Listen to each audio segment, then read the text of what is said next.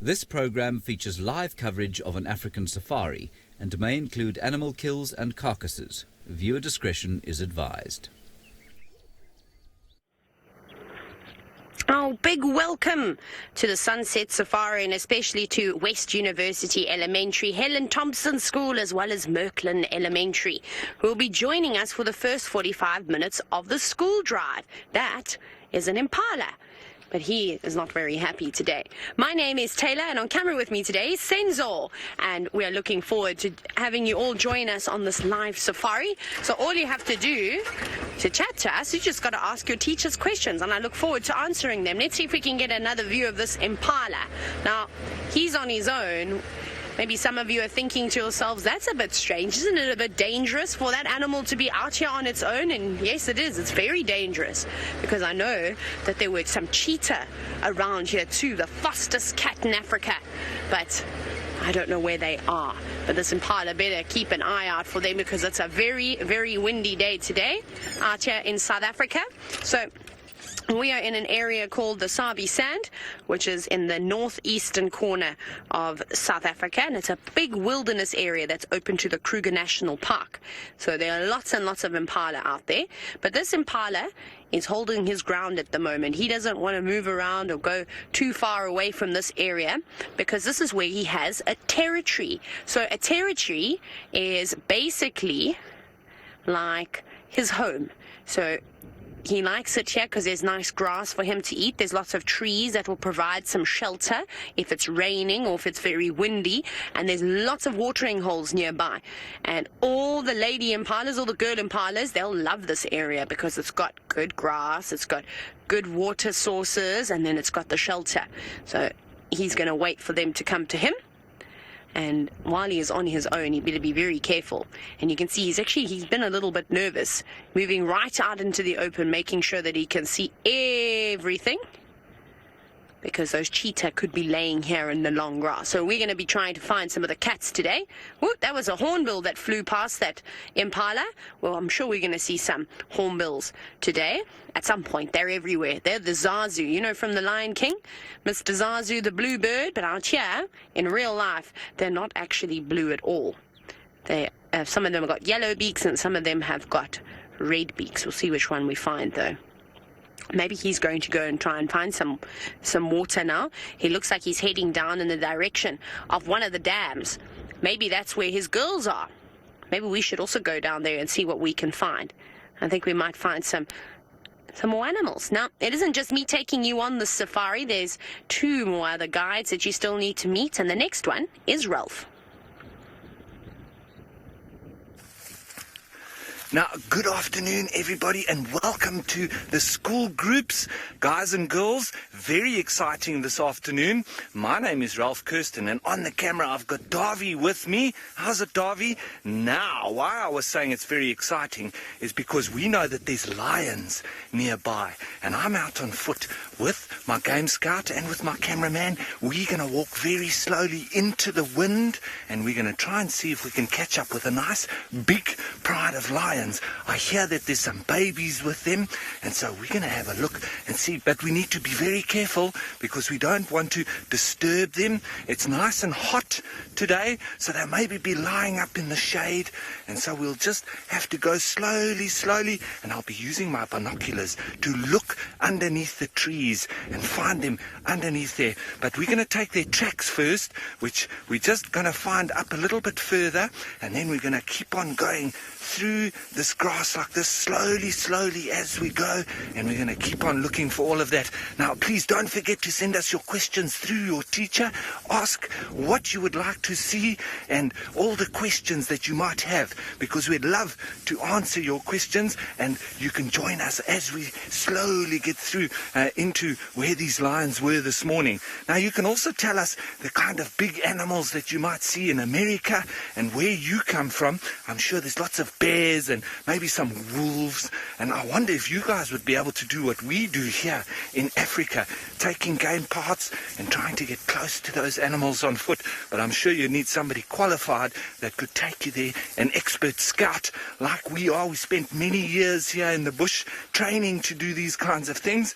And as the cameraman is also needing to be careful, because we've got lots of big holes that would be made by all sorts of different animals. The tree there would have been maybe pushed over by an elephant. That's something else that we might see when we're out here today. So we're just going to be going slowly, slowly and keeping the wind in our face. And so as I say, we're keeping our eyes out, looking for that little tail flick or ear flicks. But we're going to try now get a little bit closer, and I need to be a little bit quiet. So I'm going to send you over to my good friend Steve, who's also out on vehicle. Good afternoon, everybody. Welcome. My name is Steve Falconbridge. We've just found ourselves a little family. I'm joined on camera by Craig. And we just got a little family of warthogs. There they are. You can see the female on the left with the tusks. Another female coming in. And there was a big male at the back. He's moved off. And there's at least 3 youngsters in there. Isn't that marvelous? All of you have seen The Lion King, I'm sure. This is Pumbaa. Pumbaa is the Swahili word for a warthog. And they are very, very pig-like.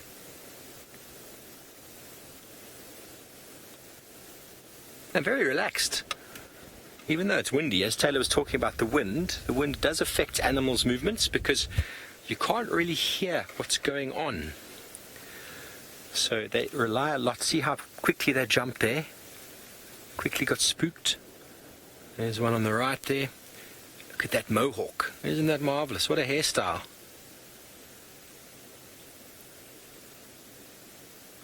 They are regarded as omnivores. If you don't know what an omnivore, we're an omnivore. They feed on grasses, fruits, roots, shoots, maybe even some fallen leaves, and every now and again they will actually feed on a carcass.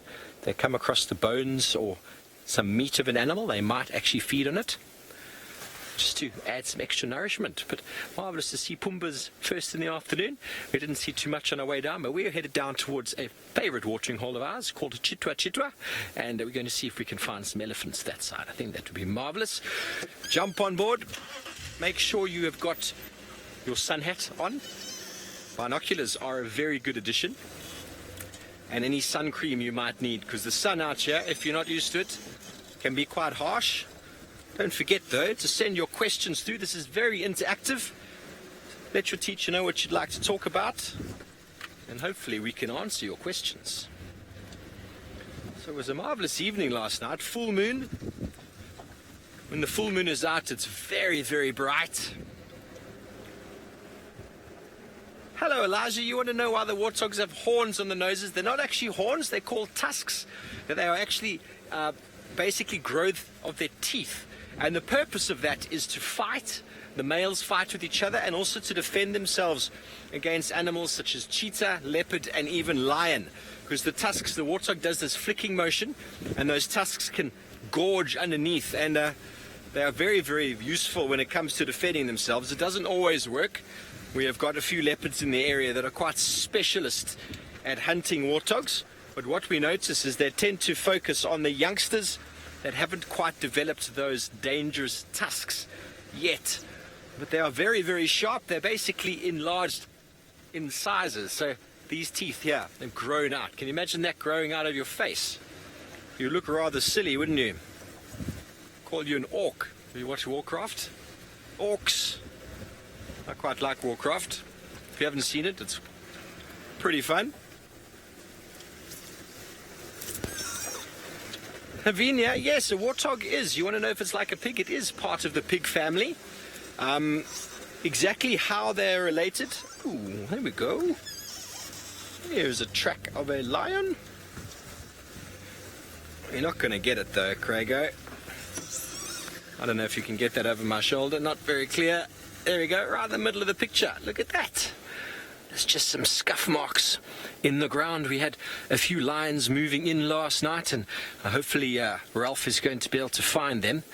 In the full moon, the lions were moving and causing all sorts of drama. We could hear lots of noises last night, but we didn't. We managed to find some this morning. It took us some time, and then also some cheetah materialized. So that's why the warthogs and the impala are so jumpy.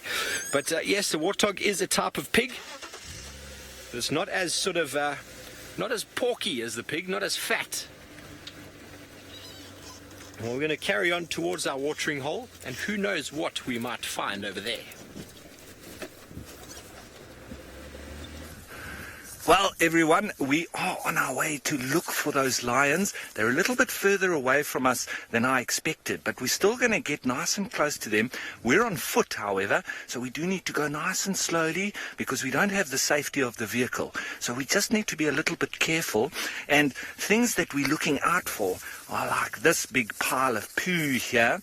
This isn't very fresh, but it is a very big one. Now, there's only one animal that could make such a big poo like this, exactly like this shape, and just watch this thud, because that's normally, well, it didn't really thud there, did it? But these animals are, this is coming from an elephant, and elephants eat a lot of different things. They eat grass, they eat branches, they even eat thorns and leaves and all sorts. But they are purely vegetarian, so they only eat vegetable matter, trees, grasses, leaves and branches and thorns, sometimes even bark. But when they do poo, like they have here, you can very often have all sorts of little insects on the inside after a little while when it's been sitting here. So I'm just breaking it open to see what we might find. It looks like the termites have made their little home here. So I have broken it up, but I don't see that there are any of them in here at the moment. But let's just have a closer look. It's nice and dry. But you see, very important what the elephants do. They feed on all the trees and grasses, and then they make this available for all the little insects on the ground, and they also make it the energy going back into the soil. So we only put our hands on vegetarian animals, herbivores, because if it's a carnivore, it would be quite dangerous because there's lots of bacteria. Anyway, we're going to try and get closer to those lions, and I know the Taylor's out on vehicle, and I'm sure she's got something exciting to show you.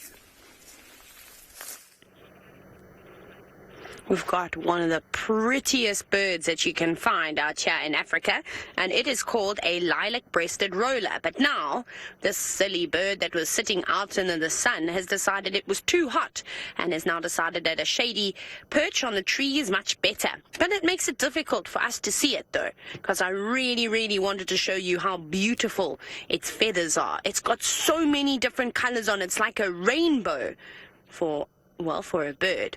Now, it's just sitting up there. You can see it's every now and then it's trying to hold on. Wind is blowing around quite a bit, and it's waiting to see some insects. So they love to eat insects. They dive down onto the ground and they snatch them up. And I think on a hot day like today, there'll probably be quite a few of them. Maybe some grasshoppers and butterflies that this bird can eat. Sometimes, you won't believe it though, sometimes they'll even eat little mice, and sometimes even baby birds too, and lizards, even snakes. Now, Dom, you've asked, what is it like to be in the savannah? Well, we're in more of a woodland savannah area, so it's not quite open over here. Lots and lots of trees around, but there's some areas that are a little bit more open, like where we saw that impala. So this is a very, very good area for elephants and for leopards. And so it's exciting because you just don't know what you're going to find. And then there's lots and lots of fruit trees, so you can find so many animals here in these more wooded areas. Because at this time of the year, the grass is not so tasty. Well, it's almost finished now. It's going yellow because we're going into winter, and then the animals are going to have to start looking for other things to eat other than just grass. So this is the best area to come into. So I love the savannah. I think it's very cool. Lots and lots of different animals can live here. Now, Randy, you've asked what my favorite animal is. A little squirrel that tried to run underneath the tire of my car. Naughty. I love elephants, and because it's so windy today, I was thinking maybe we should take a drive. There's a nice big riverbed just in the distance, and I was thinking if we go there, we might find some elephants feeding just off of the banks. And this is a dry riverbed. It's called the Mulwati. So that might be a good idea, but I haven't seen an elephant. I've spotted another antelope. This one is called a kudu, though. Let me see if we can sneak up to it. We're going to try and go very slowly. They can be quite shy, though. Looks like there might be an entire family here. Let's see. There she is. Hello, girl. She actually looks like a youngster. You might have to be very quick because she's probably going to run away. Yep. There she goes. Very nervous, and I think that's the reaction we're going to have with a lot of the different animals today. It's because it's very windy. Now, Steve has got a very exciting surprise for all of you, but you're going to have to look up quite high. Thankfully, Craig is doing all the work, so you just have to look straight at your screens and look at that. A beautiful, tall, female giraffe. And she is moving. Taylor was talking about the wind, and she's walking into the wind. These animals have got a very good sense of smell, and so to prevent themselves from being caught out by lions, they walk into the wind so they can smell whatever's in front of them, and also being active during the day helps them to do that. I'm going to just reverse up and see if we can get her in another little view.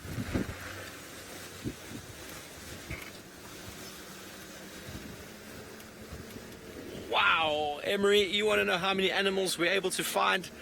Well, it really depends on the day. You know, we're going to go to the waterhole now. As it gets drier and drier this time of year, it becomes easier to find animals. Tell me when you can see her there, Craigo. You're a bit taller than me. First of all, Emery, it's because animals have to move for the water. Is that all right? They have to move for water. And so if you go to watering holes, it's generally a good place to find them. That's why we're going to a watering hole now. But I really couldn't give you a number. Every day is different, and every day has a little bit more luck than the other days. But we do spend a lot of time searching for cats because they are quite special and high profile. And as we go along, we do just bump into giraffe and kudu. As you've seen, these things just sort of materialize out of the bushes. I'm just trying to get you another look. She's just moving off into the thickets like that. And that can be the problem, is that, you know, you've got to be able to see them. And if you don't see them from the road, then it's very hard to see them when they're very far away. But as it's getting drier also, the leaves in the trees are starting to fall off. So you can see further. In the next month or so, you're going to be able to see further into the bushes. And also because of water, animals have to move for water.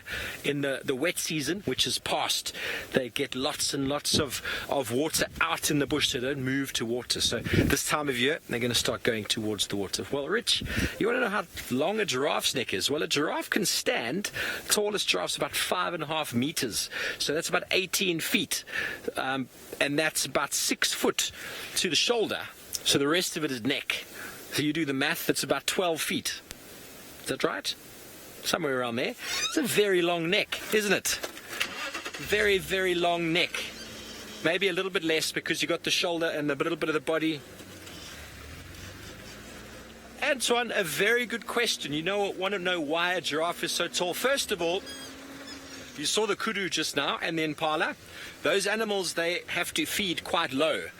The giraffe, it's got this super long neck. It could feed right up on the trees, so it's able to feed throughout the year, able to get lots and lots of food, so it doesn't struggle when the conditions are quite dry and quite low on food, because it can eat everywhere. It can eat low and it can eat up. But that is one of the reasons. The other reason is that male giraffe have competed with each other for a long time for the rights to mate with the females, and they will stand next to each other like this, and they'll do something called necking, where they swing their long neck into each other, and that's how they fight and compete. So the evolution is to get the food, and the second part is for the fighting. The males with the longest necks got bigger swings, bigger sort of, what should we say, if you play baseball, the swing in the bat. That's exactly what it's all about. Anita, you want to know if giraffe is prey or predator? Well, giraffe feed on leaves, exclusively on leaves, so they are prey. They're not dangerous really to people. They don't really hurt anything, but if a lion tries to get them, they can kick, they can jump, not really jump, but they can kick both feet, but they are a prey item, but it's very, very difficult to pull down because they are enormous. A big male can get up to 3,000 pounds. That's incredible, isn't it? That's a very, very big animal. So we're not far from the watering hole, and hopefully we're going to be able to find you there some hippos. Now, everyone, we're not too far from these lions. So we've come out into an open area, but we're going to loop around them a little bit and get into a good position. That the ultimate for when you're walking on foot near to any of the big five. What are the big five? We talk about elephants, lions, leopard, buffalo, and the black rhino. Those are animals, the most dangerous animals, and they started with the dangerous animals for hunters, but we still need to be very careful when we approach those kind of animals. We are very safe. We've done this for many, many years, so we understand these animals, and very often they actually get scared of us, which is quite crazy really, because we're much smaller than them. But Viviana, I'm not scared of many animals, maybe some spiders and some snakes, especially a black mamba. That is one of the most dangerous snakes in the world, and we get lots of them here. So we need to, while we're walking, we need to look where we're standing. And that's one of the best rules when you're in Africa, as well as anywhere in the world when you're in a natural area. You see here as we're walking through the grass, just need to be a little bit careful where you put your feet, because snakes aren't going to come out of the grass and come and chase us and want to attack us. But if I stand on a snake, he might then bite me. So that's the only thing we do need to be a little bit careful of. And obviously I'm scared of spiders. We do have some dangerous ones here as well, especially in my room when I'm sleeping at night. But otherwise, we're going to get just a little bit closer here and try and get around these lines. And I'm hopefully going to get a good view for you shortly. But I know somebody else that's got a big five animal, and that's Steve. Big five indeed. We have found a nice, beautiful herd of elephants, and they are heading quite excitedly straight down to the waterhole I was talking about. So what I'm going to do, I was just waiting for them to move off the road. I'm going to get around them now, down to the waterhole, so we can get them coming down and drinking. And there's a good chance there might be some play, there might be some activity, there's some youngsters, there's some sub-adults, there's some adults, and we're going to get in front and see if we can get a much better view. Elephants are the most exciting animal to have in the middle of the day, and the way they're moving, their ears are flapping, they're swinging their trunks, they're on a game path straight down to Cheetah watering hole, and we know what they're going to do. Austin, very good question. Elephants can weigh an enormous amount, up to 13, 14 tons. That is huge, isn't it? That is a huge amount, and a big male can eat about 600 pounds of food in one day. Wow, that is a lot of food. It's a lot of food. So we're going to see if we can sneak past them here. They are just on the left of the road, but just the way that they're moving indicates that they're quite excited and they're quite thirsty. I know we've all had that feeling. A long day of work, a long day of school, and we're going to go and play, get ourselves some nice cool drinks and some games. That's exactly what is happening with this herd right now. Jet Seal, you want to know what an elephant feels like? Well, the skin is quite rough, in fact, and there's little spiky hairs on the body. And they got a little sweetish sort of smell, but it's very nice sort of. The feel is rough with little spiky bits on, but it's quite hard, in fact. I'm just going to quickly zoom up here. Craig, do you want me on the wall or not, eh? Huh? Okay, here they come. And we've got the hippos in the dam as well, but they're not going anywhere. Just going to get ourselves in a beautiful position to see these elephants come down and drink. Oh, and that is a very good question. Before I answer your question, I'm just going to try and get in the best position for where these elephants are going to come down. You can kind of see their direction. They've changed it slightly.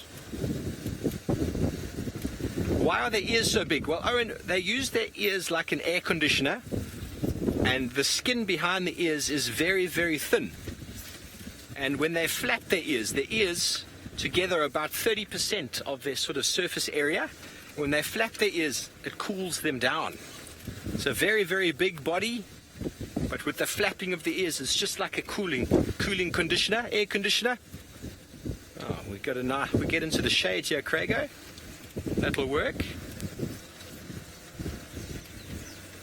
Okay, I'm just going to stop here and see where they go to. And then we can move once they have decided exactly where they want to drink. 1, 2, 3, 4, 5, 6, 7, 8, 9, 10, 11, 12, 13, 14, 25. Now there's more than one herd here, and I called it a breeding herd before. We call a breeding herd sort of the accumulation of females with their offspring. And there you can see the little babies. And then when you find bulls together, big males, we call them a bachelor herd because they are just single bulls. And it's important to understand the difference because they've got babies, they can behave a little bit differently to that of males. So important to understand. I'm just going to call it in again. I think it's been called in. Yeah, that vehicle knows all about it. Okay, now we know where they're going to drink. We're just going to go up a few meters.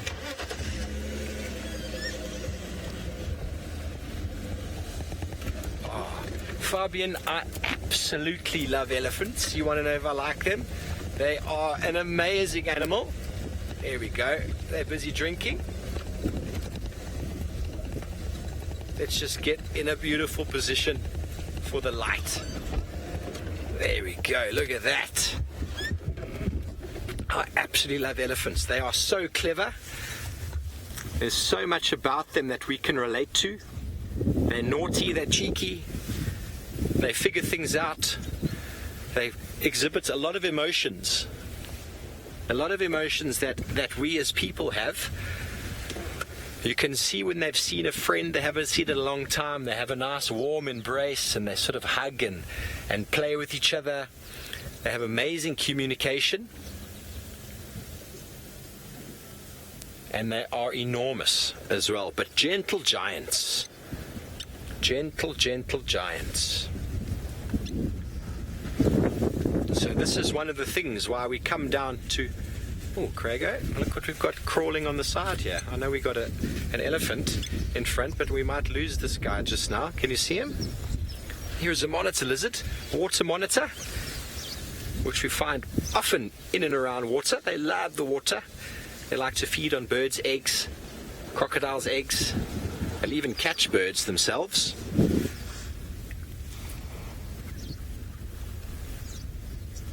We're spoiled for choice now. Elephants or monitor lizard? I think the Ellies. What do you think, Craig? So they are drinking. They will get up to about, they can drink up to about 100 litres. So I'm trying to remember how many gallons it is. Do you remember, Craig? I've suddenly forgotten my gallons. I think it's divided by 8. About 20, 30 gallons of water they can drink in a day. It's an enormous amount of water. So we were talking earlier about how many animals you find a day. Sometimes you can come down here. I've once had 200 elephants at this dam. And the next day, or a few days later, we had about 200 buffalo. So it really depends on the time of the day, where you go. These animals love water. So if you know where the water is and you go and check out the water, there's a good chance you'll see them coming down. And you can see how the breeding herds have split up. There's this one in the foreground and there's another one at the back. They can be related. Older sort of females can be related to each other, and once they sort of get a bit older and they have enough babies of their own, they'll go off on their own, but they often come back together and socialize and spend time together. The youngsters, which are like distant cousins, spend time together and play and grow. They remember each other by smell.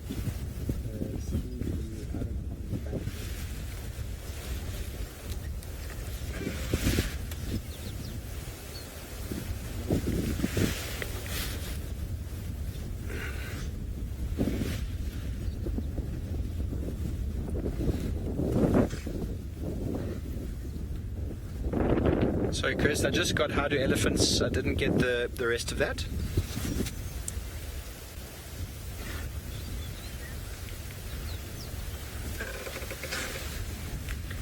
Not quite sure what's going on with my earpiece here, but that's all breaking up. Craig, I think I might be in the dip here, in the ghost spot. I heard Samantha had a question about how do elephants do something. Did you get the rest of it? No, I'm sorry, Curse is breaking up. I might try and reposition.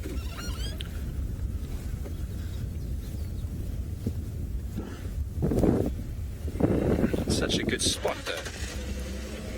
Let's just go up this hill a little bit. That might help. We are in the middle of the African wilderness, and we do get technical difficulties from time to time trying to shoot a live game drive safari with radios and signal. It is quite something to do.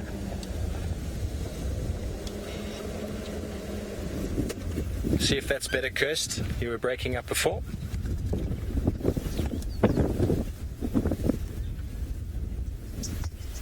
Oh, Samantha, you want to know how elephants play?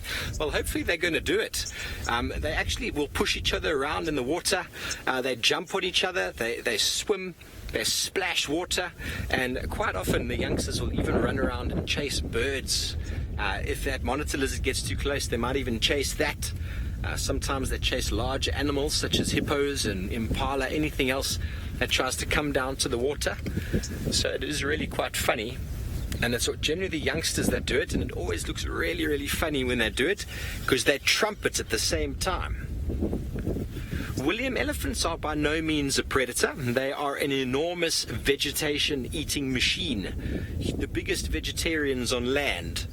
They are the largest land mammal, and they feed on leaves, twigs, fruits, grasses, and shoots. Lots of them.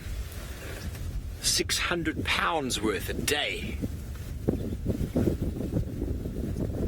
Luke, a very good question. You want to know how many babies are born a year? Well, one female, the gestation period, so the time she's pregnant is 22 months. So it's almost a year that she's pregnant. And then there's about 2 to 3 years interval between that one and the time she has another calf. But sometimes you can find a herd like this. They might all reproduce at the same time. Viviana, the babies are actually a little bit slower than the adults because their legs are a lot smaller.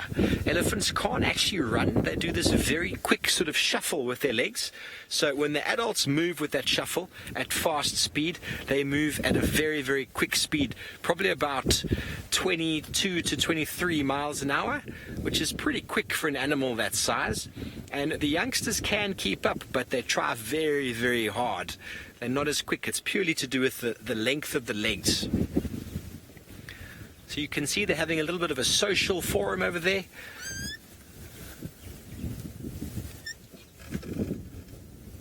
Quinn, a very good question. Elephant can hold about 10 litres or so in their trunk. So it's about a third of a gallon, I think. Somewhere around there. Which is a lot of water. You see they're busy touching their trunks there. Communication, picking up the smells. Audrey, very good question. You want to know if elephants always stay together? Well, a breeding herd, yes, will always be together unless, for example, some of the females get a bit older and they break off. But you always find herds together, mother with daughters, always. And if they are not together, there's something a bit strange. But when the boys get about 15, 16, they get pushed away from the rest of the herd, and then they have to go off and wandering on their own. But they try as much as they can to try and find other bulls to hang on to or hang around with. They don't like being on their own, just like we do. They're very social. They enjoy spending time together. Peyton, you'd think so. Peyton wants to know if it hurts when they suck the water into the nose. You'd think it would hurt, but it doesn't, because it's not actually going into their sinuses like it would with us. It's an enormously long nose, so they suck that water up and then they push it back into their mouth, and they've done that for a very long time. As you can see, they're very, very long or tall animals, and to be able to hold themselves up, they've got very strong pillar-like legs, and they've kind of lost their neck. So to be able to feed and to be able to drink and to be able to do anything quite low down, their trunk has become their hands, and they can do lots and lots of things. They could peel a banana and an orange with that trunk. Sophia, you want to know if baby elephants always follow their parents? And yes, they will stay with their parents as much as possible.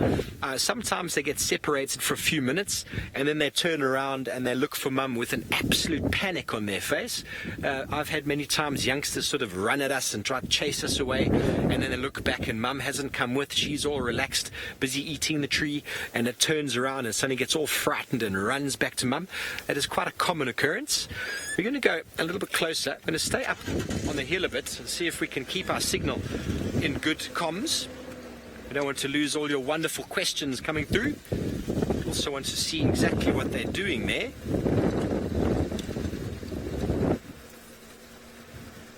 Lenita, you want to know what we call a baby elephant? They are called calves. Elephant calves?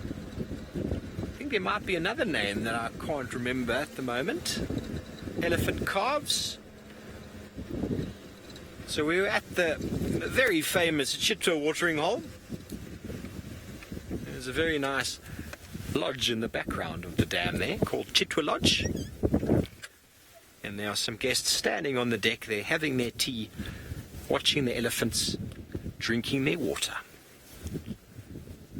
Oh, just a little bit right, Craigo. A little bit right. Oh, there was a hippo that had his mouth open there, but all good.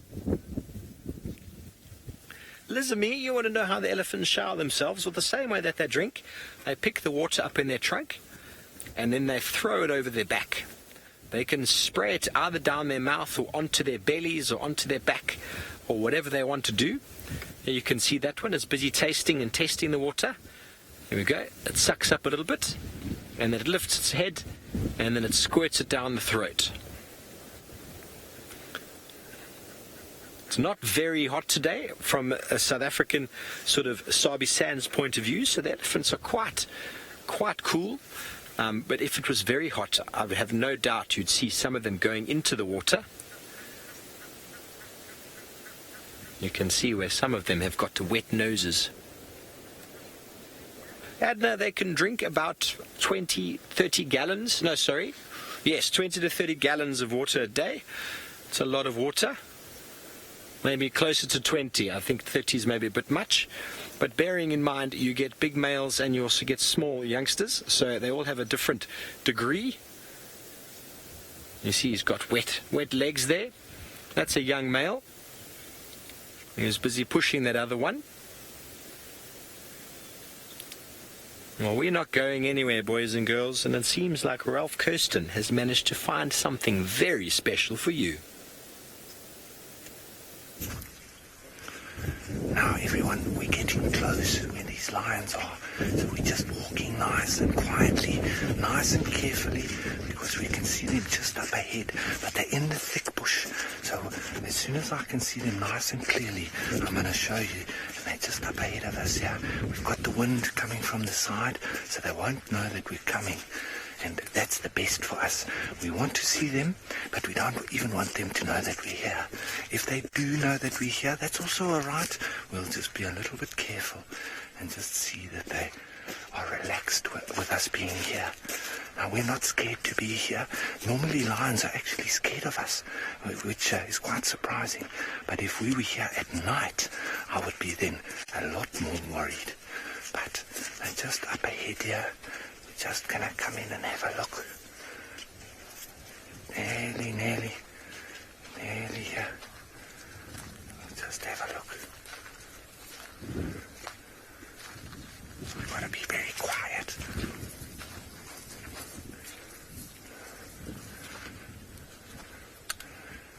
Come forward. Come forward.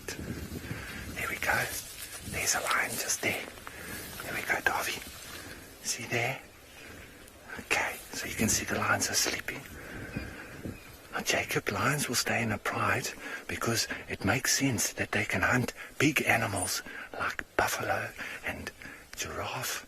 And you see these lions are sleeping now. They don't normally hunt during the day. They will hunt at night mostly. And there's probably about 12 of them here altogether. But you see how well camouflaged they are in the grass? That makes it easier for them to hunt animals because they don't know that they're coming. They're exactly the same color as the grass here. You see that? And with the wind, they can't even hear me now either. So we're just being very, very quiet, very careful. And these lions are all sleeping. You know that lions can sleep up to 20 hours a day. So most of the time, lions are actually sleeping like this. And, well, when they do catch something like a buffalo or a giraffe, then they'll all fill their bellies up. And then they don't need to hunt for another 5 or 6 days. But there's lots of them in this group, so they sometimes need to eat a lot or catch a lot more animals.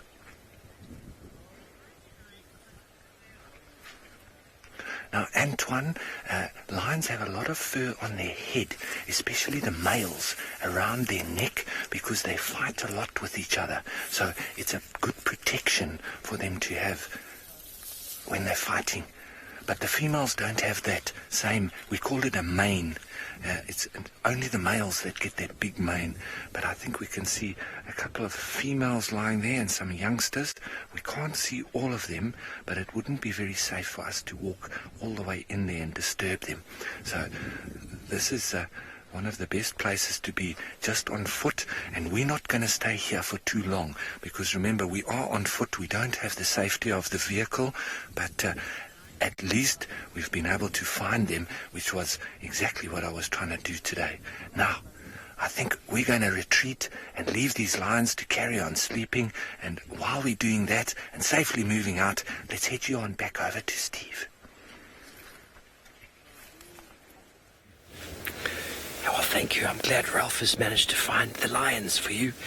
We are back with the Ellies, and they've had their drink. Look at those two youngsters. Oh, they want to play. Look at them. They're only about maybe 7, 8 months old, maybe less.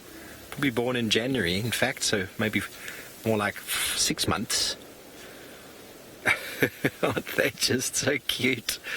You just want to go and play with them, don't you? But that would be a very dangerous thing to do. Wow, Christopher, you want to know how strong elephants are? Well, they're a lot stronger than we are. They are very strong. They can push over trees with their heads. Let's see if we can listen. They're making some noises off to our right here.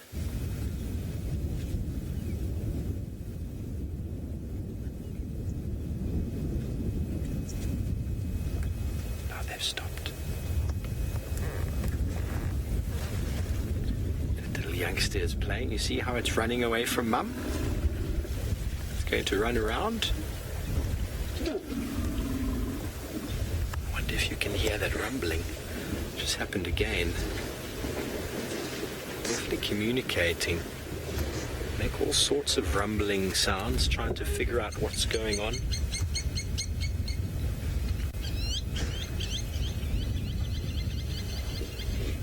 They've got very, very good hearing, very good sense of smell.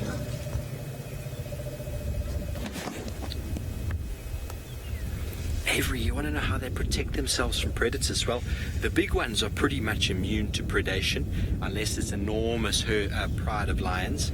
But as soon as the youngsters, or as soon as there's danger, they will basically form a sort of a circle around the youngsters and sort of cover them.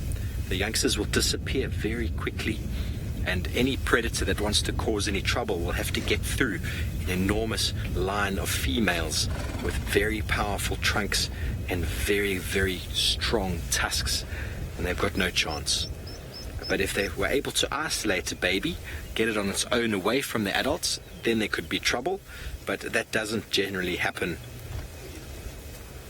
Just like us, we don't let our youngsters go running around and running away. Got to keep them quite close. Elephants keep them very close. You'll often see Mum walking very close to them. You can see that one has got 2 trunks over it. One is probably an older sibling. Actually, both of them on the left are probably older siblings, and that's mum on the right. So they all take care of them. They're still making some noise.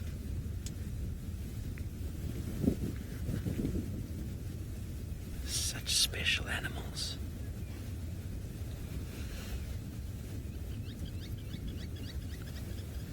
Not quite sure what's got them all hot and bothered.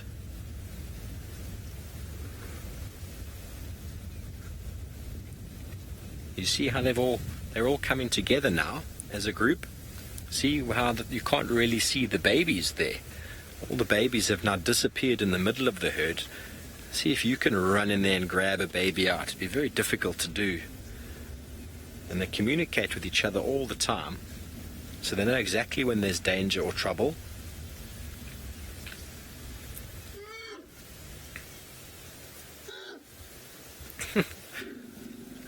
What is the matter?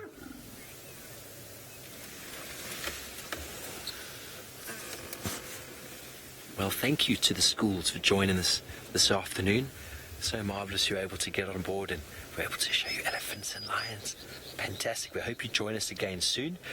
We are going to be here for the rest of the day, but spend the rest of your day learning, getting in touch with nature, and we'll see you again very soon.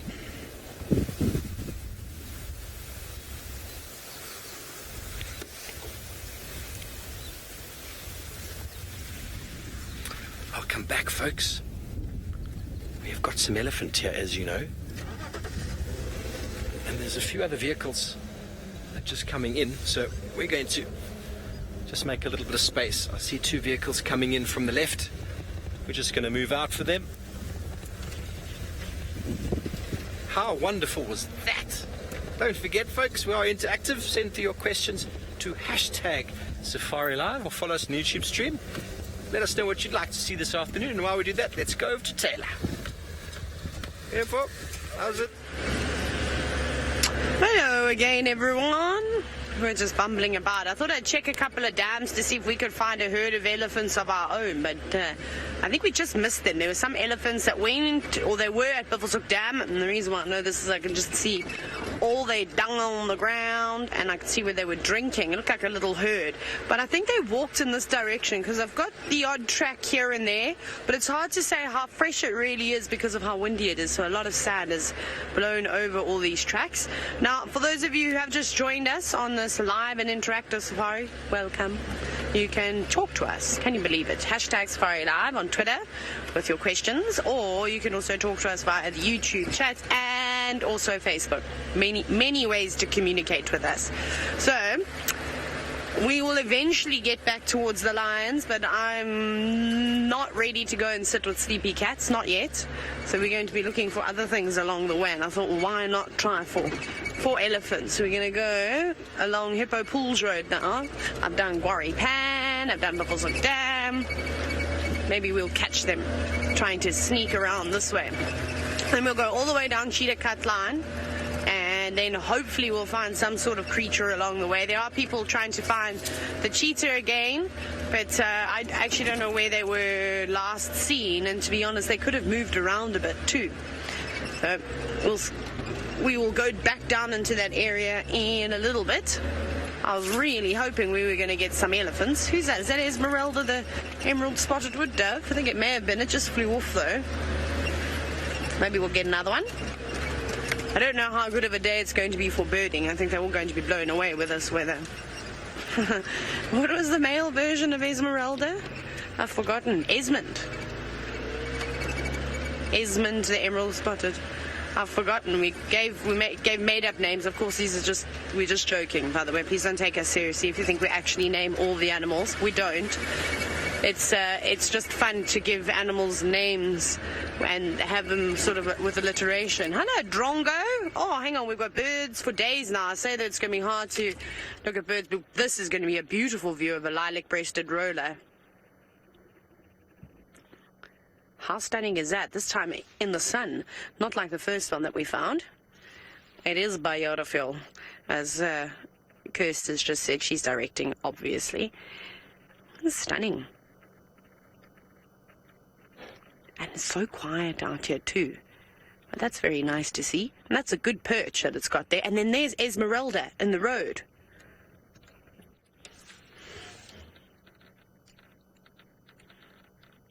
There we go. There's the emerald spotted wood dove, pecking away. I wonder what's there, though. Maybe some ants or something? They also eat insects from time to time, but they're predominantly seed eaters. And I'm sure with all the wind and all the tall grasses, I'm sure the last of the grass seeds probably would have blown into the road now. So I'm sure there's lots of things for that lovely bird to feast. I've never seen one walk so fast in my life. Off it goes, bobbing its head. They're very small little doves, and they're quite pretty too. We had such a nice view of one. Remember the other morning, it was sitting on a little tree, but also in that beautiful morning light, and you could really, really see the emerald spots. Not today though. No one's hiding away. It's like it's purposefully avoiding every bit of sunlight. Very nice to see. Well, thank you very much, little emerald spotted wood dove. That was very kind. KF, you've now asked about the smallest bird, seeing as though we're looking at one of the little doves. That means we must bring out the mobile device. Are we ready to show you the grey pendulum tit? That is the smallest bird in southern Africa, and it does occur here. We've now got to do, I think it's PT. We've got to look P. Let's see if I can find it. No, that's the wrong letter, Taylor. Why doesn't this work? Maybe I've got stubby fingers. There we go. That's the one I'm looking for. Right, there it is. Now we're going to try and angle this as well. Sorry, Sinza, let's do the wipe. I'm going to try and angle it a bit low, because I think if I lift it up too high, we might get a bit of glare. We don't want glare. We don't like glare. So there's the drawing. Beautiful. I'm going to just, distribution. There it is. And you see them lots. They're very, very shy, though. They've got a very short tail, as you can see. And you see them bouncing around from tree to tree, normally within a big bird party. Is there one more? And that's just the back of one. So that's the smallest bird that we get. Here we go. We'll keep an eye out for one. We'll definitely try. I haven't seen one for a while. Well, I've seen glimpses of one. Like I said, they don't sit still for very long. Esmeralda or Esmond, you're going to have to fly away. Thank you very much. Off you go. Right. Let's continue down this boundary road, and perhaps some elephants will cause a roadblock. Let's go see where Ralph is walking to now.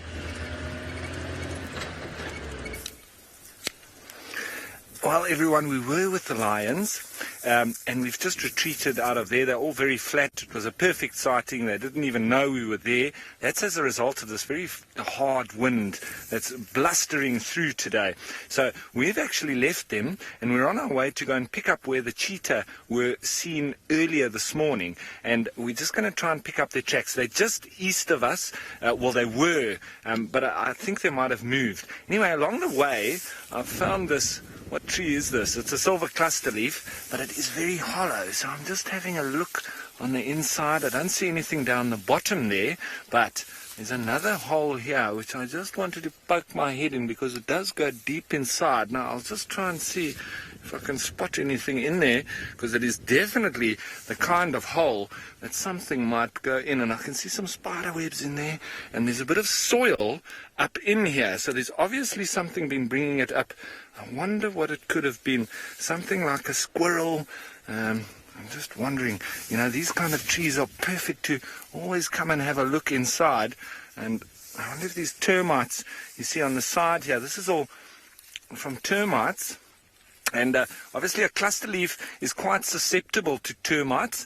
Trees that really don't get affected by termites would be your leadwoods, your red bush willows, and even to a degree your mopanis, because the termites only really access a little bit of the bark on mopanis. But you can see here they're going right on the inside to have these termites, and then they start to go all the way up, and they're obviously, you know, making their nests, and also using a lot of this vegetation or you know, the bark that they can then feed on as well.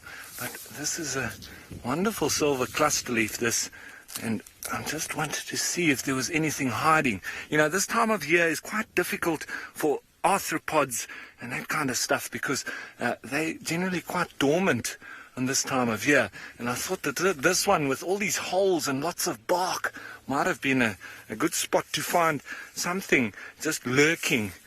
But I'm not being that lucky this time. So we'll have to just continue on our way and look for those cheetah that we saw a little bit earlier. But I think we'll maybe head in this direction. And then, oh, what do we got here? A dyed monkey. There is always a snake danger. That's why I use my torch as well as my stick. And I do just have a little look. This one looks like a little bit of a rodent's hole, and I'm not seeing anything there. So I normally use my torch, and I just have a little poke just to see if there's anything in there. And if it is dangerous, at least I've got a little bit of a length on me. It's almost like being like a kingfisher or a bee eater, you know, keeping things away from any of my face, and at least I can stand like this and do that. But I think we need to just continue on a little bit along this game path and loop around and see if we can catch up with this cheetah. I do want to get their tracks from where Taylor saw them this morning, and then we can take it from there. And that's one of the most amazing things in the bush, is to find a track, be able to follow it, and eventually be able to find it. So we're going to just look on for those signs, and as I say, go to that location where they were last seen, and then follow the trail right from that point. But while we're trying to find where they were last seen, let's head you back to Steve and see how he's getting on.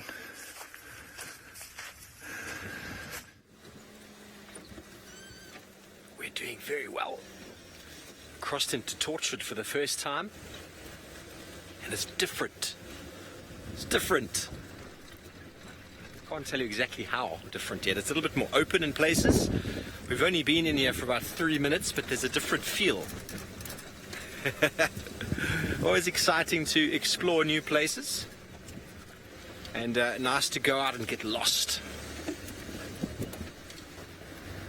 So it seems like all the action with regards to vehicles is on Djuma, because the Unkuhumas are there, the cheetah are there. There's no one answering the radio this side, so there seems to be no one this side. So we're just going to have to find our own animals. Not a problem. That's what we do.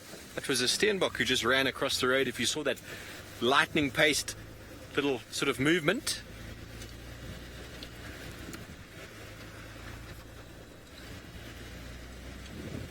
So we left that herd of elephant. They were moving away from the water, from drinking. We had some guinea fowl alarm calling, so I got very excited. So we moved off, and then we found that they were looking at a fish eagle. So at least they were reliable, and we did find a predator that was looking at them. The fish eagle was far away from the water, looking down at the tasty-looking birds. So they were shouting their glory out. But how many times have we found a leopard because of that? That wasn't a very good rendition.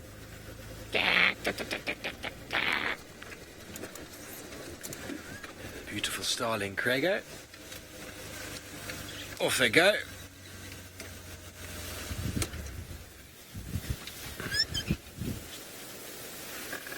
Child of the universe? I don't know yet. I'll have to explore it. I haven't looked at a geological map yet, but I think it's very, very similar. It's possible just the drainage systems, so the river systems are slightly different. I mean, what I've seen so far is actually very, very similar. But it's a different property, which means it's had different land use practices done over the years. And what those are, I'm not quite sure yet. It's possible they've had more sort of a handle on the bush clearing on this side than on Djuma. The soil so far looks identical where we are. There's the silver cluster leaves, guarries, the same sort of bushes. I'm not expecting a completely new area, but it's just nice to drive and see different areas, different roads, and to get that feeling of, oh, I'm lost. Like if someone had to call, or if we had to find the cat now, it would take me a few minutes to figure out how to tell them exactly where we are. It's nice to take yourself out of your comfort zone from time to time, but I have no doubt the animal species and vegetation is going to be very, very similar. It's not that far away from Djuma, and you don't get enormous geological change in this area in general. There are places in South Africa like the Pilanesberg, which is actually an old volcanic crater, which has got enormous change within a few kilometers of each other. But this Sabi Sands is not like that. It's a very there's a very similar sort of feel to most of the Sabi Sands. The northern Sabi Sands that I've seen is quite similar to some parts down in the south, but there are areas sort of towards the Kruger side that are quite different. You get more gabbro soil coming through, more visible sort of basalts.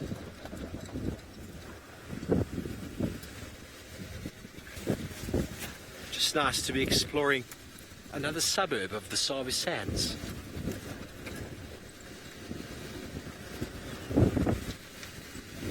I will do, James, if I find a euphorbia. If I find any euphorbia, I'll definitely stop. One of the candelabras, I'm guessing. Wonder which one they have here. Very, very poisonous. Highly toxic. They look like a chocolate cake in the African savannah. And elephants actually learn not to eat them. They're taught by their parents, don't eat that. If you put it on your skin, it will blister. Get in your eye, you will lose your eye. If you ingest it, you'll die. So we will not be doing any of that if we find it. Beautiful. So just another sort of dry river drainage depression here. It's just different landscape. It's the same sort of feel to it, just a different area. So we're going to continue on exploring Torchwood until the sun goes down.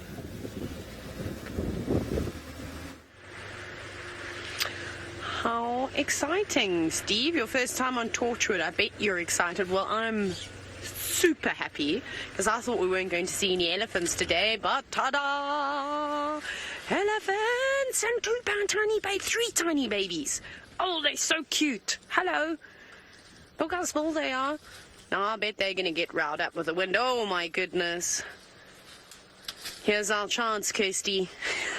We all keep hoping for a little elephant to come charging out at us, except it's not jumping on its sibling. Oi, stop playing with the other elephants and come and play with us. This is the same herd of elephants that Steve had that came down to have a drink. My favorite elephant is the one there at the back. This is the most excited elephant. It is so tiny. All 3 of them are small, but that's definitely the smallest and what in typical fashion is the naughtiest. You know what I'll do for you, Senzo? If you stay like that, I'll start the car. Hello, girl. Ellie walking right past. And I'll just angle it just slightly. They're moving quite quickly. Hello, big girl. What a lovely breeding herd. It's okay. I'm just actually repositioning so we can admire all the beautiful little babies. I think we're going to do this like that. There we go. Sorry, everybody. Luckily, the elephants didn't mind me doing that, but I thought we'd just quickly sneak a view, although they're moving quite quickly this afternoon. They're on the go, and I think they're going to go back towards the Mulwati, so that drainage system. Unfortunately, they're crossing onto Little Gowrie now, but if they keep going in the direction that they're going in, I think that we stand a chance of seeing them again. They might even go back towards Djuma, which will be great. I'd love to just follow this herd of elephants for the entire afternoon. I mean, that would be a real treat if we could do something along those lines. Oh, precious. I'm surprised it didn't go swimming. Oh, look at that little one in the road. What are you doing, little elephant? I always like to watch them. Oh, it's got patkos. That's what we call, food on the go. When you're on a long road trip, you take patkos with you, road food. There's a direct translation. It's not as great. That's an Afrikaans word. And we're desperately trying to drag that branch. Perhaps just helping us as guides to remove all the branches that are on the road. That's very sweet of that little elephant. Shall we turn around quickly, Senzo? Let's do a very quick Sabi Sand shuffle so we can face the right way. Meow. Hello, elephants. Elephants everywhere. Yay. Okay. Trying to be as quick as I can, but also not make too much noise. Don't want to upset any of the cows in the herd. Awesome. I'm so happy. I never think we're going to see elephants on windy days like today. And I went and I searched in the Mulwati and I found nothing but tracks. So at least Steve got this herd and pointed us in the right direction. Look up a little bit further. Chris see, you know what, it occasionally does happen where elephants will have twins. Triplets, I'm not so sure. I think it was Tanzania where recently, there we go, a cow gave birth to twins, which was pretty spectacular. Remember, elephants, I mean, even though they're massive creatures, they have a very long gestation period. So for twins, 22 months inside mom, that's a long time. Goodness gracious. I'm sure there'd be a lot of complications, and, you know, it wouldn't surprise me if things went wrong while mom was trying to give birth to twins. But I haven't actually done a follow-up on those youngsters, the youngsters in Tanzania, and I think they must be doing fine. I haven't heard anything otherwise. But again, elephants move so far away and they travel so many kilometers every single day. It's very difficult to keep tabs on animals like elephants, which is why you can imagine people are so fascinated by wanting to put tracking devices on them to see the distances that they do travel. But it'll be nice to see. I don't know if anybody's read a recent article about those twins, but that's exciting. And I reckon elephants are very good parents, if you will. I mean, they've got an entire herd that sort of help upbring the youngster, not necessarily suckling one another's calves. Sometimes that happens.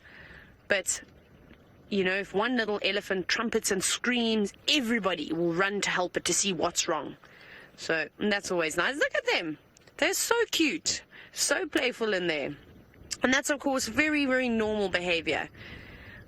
They're just having a little play. Right, we'll see if we can keep up with these Ellies, but off we go to Ralph, who's found another cat on foot.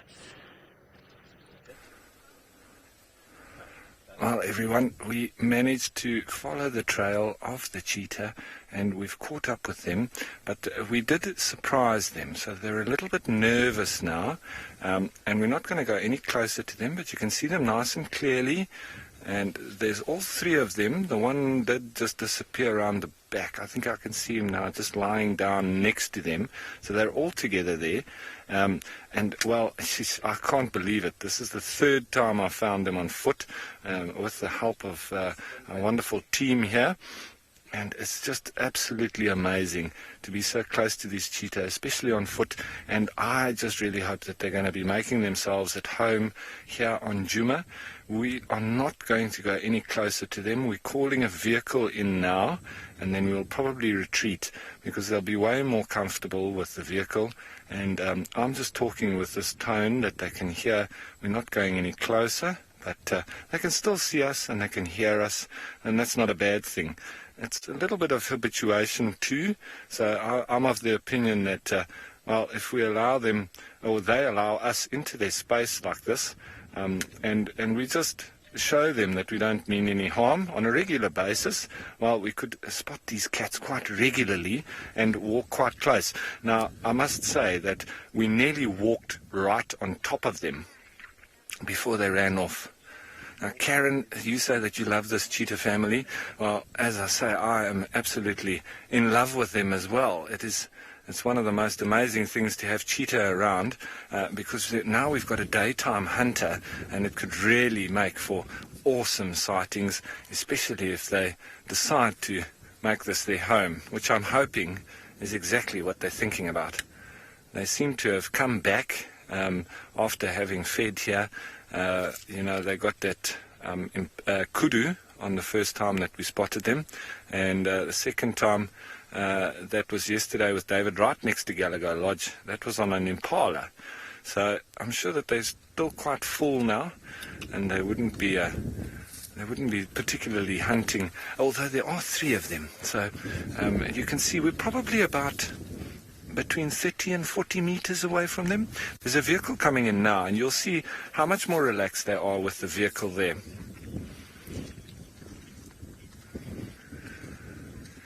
Tabby, these cheetah aren't too far from where those lions are. We've been walking around, and yeah, they're probably about 10 minutes walk away, and I would have to say they're not more than 2 kilometers, probably a kilometer at the most.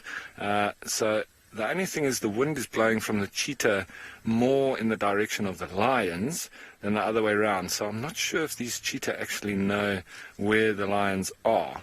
They would obviously try and avoid those lions because, well, they'd get chased by them. And I just want to ask Davy, if you want to come a little bit this way, you could maybe just get a nice little view from over here, and then just poke your nose through over there. Nice, sitting up, and you can hear the vehicle there. This is the last little view that we're going to be with them. As I said, we don't want to press our luck, so we're going to now make our retreat and let the vehicle move in there, and I'm sure they're going to start to relax. So while we do that, let's head you back over to Steve. I hear he's out on Torchwood.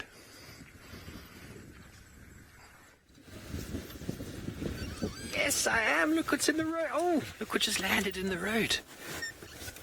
I wonder if any of you viewers back home know what these birds are.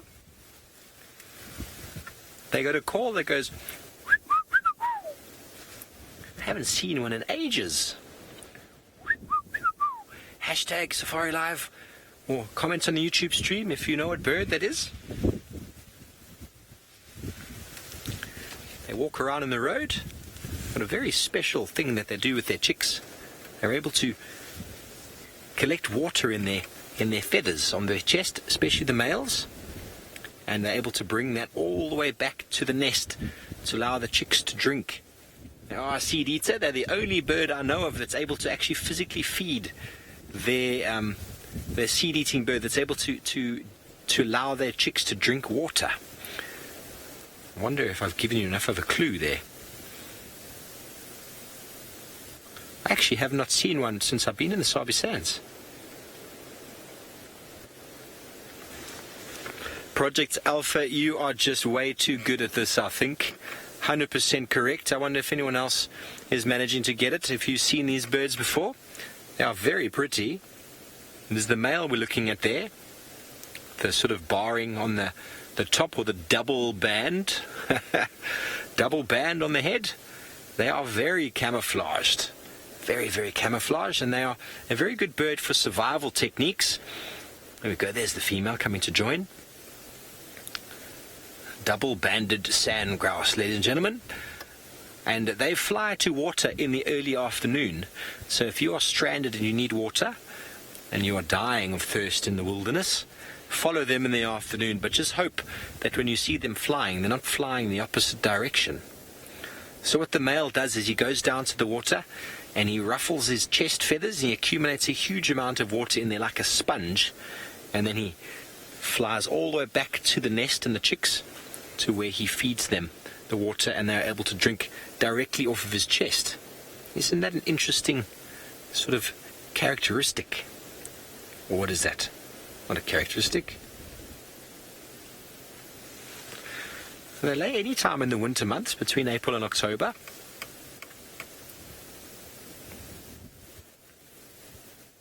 So this would sort of be the time of year where they will be nesting,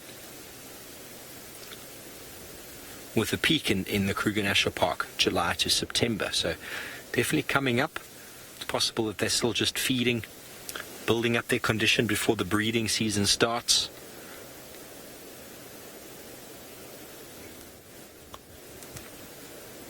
So we're going to carry on from these seed-eating birds, and I believe that Taylor has got a seed-eating mammal. We've got a very upset squirrel who's not afraid of us. I think that there might be a snake in this little shrub that's just below it, because it hasn't responded to us, and normally the squirrels run away from us. But I'm just trying to get a good enough view to see what's actually going on. But it's staring straight down into the bushes. See, it's coming closer. That's running lower down, so to me that says that there must be something in there. Maybe even a slender mongoose. Are you going to attack it? Get it, squirrel. You show that snake who's boss. Where are you going? No, it's gone in. It's just right in the middle of this little shrub. You might see it moving around. That's bizarre. How's that? Shouting that there's something in there, and then it goes to investigate. Perhaps it's going to point us in that direction. I'm actually looking with my binoculars, and I think in this case my binoculars will help me. Because if I focus long enough on the branches, I'm sort of hoping that I'll see something moving. And just the slightest movement might give away the position of a little snakey. I can just see the squirrel. No, now the squirrel is now just feasting on something. could see movement with my binoculars. There it is. What's you eating? Now it's relaxed. That's bizarre. First thing is that if I was shouting because I thought there was a predator, or at least something that's going to eat me, I probably wouldn't go very close to it, especially if I was as small as a little squirrel. Maybe it was just telling fibs. Perhaps it was trying to give me other information, and I just didn't understand it.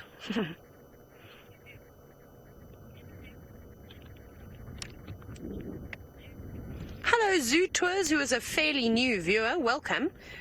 You've said that you never really considered seeing squirrels in Africa. Yeah, we got lots of them. A squirrel that I have yet to see that I can't wait to see is the ground squirrel. And so they get a little bit bigger than just the tree squirrels that we are looking at now. What's it eating? Is it eating a little fruit or a little seed? I think it thinks it's invisible, and it can't see us at the moment. Well, normally they don't stay around for very long. Always racing away. Hungry, though. Yum. I'm trying to figure out what it's eating, though. I can't really see too well. I don't know if that's a seed or what on earth that is. But it's gobbling it up and it's grabbing more, so it must be a seed then. Unless it's new leaves. They also eat leaves. Very difficult to try and make out what it's eating. Goodness, gobbling everything. Wait, there it goes. Maybe now, if it climbs up higher onto the tree, we'll have a better view. Oh, that silly leaf. Right in the way. Can you shuffle a little bit to the back so we can see what you're feeding on? Oh, that's so precious. Oh, climbing back down again, so obviously there's no threat in there. Or maybe it was scary. Maybe it's a squirrel with a fear of heights. And he was shouting because he was hanging on the edge of that tree. Now it feels better that he's down on the ground. They're funny creatures, the squirrels, aren't they? That was a nice little sighting. I really enjoy watching squirrels. I watch them in camp all the time. They're so funny. And there's a couple of them that come and race around in the sand looking for things, trying to see if somebody that was dipping their rusk, which is a twice-baked biscuit, into their coffee or hot chocolate or tea, having maybe dropped some crumbs on the floor. They like those. So our elephants disappeared into Little Gowrie, and I think that they will be back. Maybe, should we give them an hour before we come back and try and find them again? Because they're just heading in this direction slowly. As the crow flies, it's not particularly far. I can see some waterbuck up ahead. Why are you all running? They're all running across the road. Let's go and find out what's startled the waterbuck. I wouldn't mind seeing a snake. I wouldn't mind seeing a big African rock python. How cool would that be? It's just basking in the sun. I did look, remember we saw one very briefly, not too far away from here, near Twin Dams, a little while ago, but I haven't seen it since. Okay, so the waterbuck ran from here, and they're still running. I can smell them.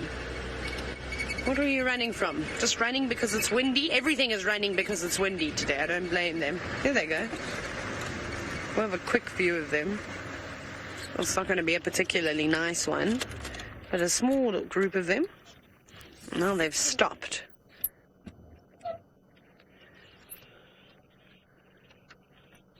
Listening to all sorts of things. Just flew. Ah, there they go. I think they might go up and towards Twin Dams. Sensor. Do you want to have a bit of a gamble? On that big leadwood tree, and you see it, not these two here with the nests in, the one that goes straight through. There is can you see the brown-headed parrots that are flying down? So if you zoom in, can I point it to you on the monitor? If you look there, up on that branch there, go up a bit, up and to the left. Yeah, that branch that's sticking out, go straight and go to the center, and then to the right a bit. Oh, there we go. No, I can still, okay, there's one sitting there, so that top left corner. Yes, go. There it is. You can start to see it go up top left. There we go. It goes straight in. Center. There's a brown-headed parrot. I know it's quite far away to see, but that's really cool. We don't get to see them very often. That's such a nice little bird. And because we're so far away... Oh, wow. Apparently there's some brown-headed parrots nesting near the Juma camp. I didn't know that. We must go and have a little look. So there's quite a few of them. I can hear them. I think the others have actually flown down to have a bit of a drink. That was that one that you saw flying.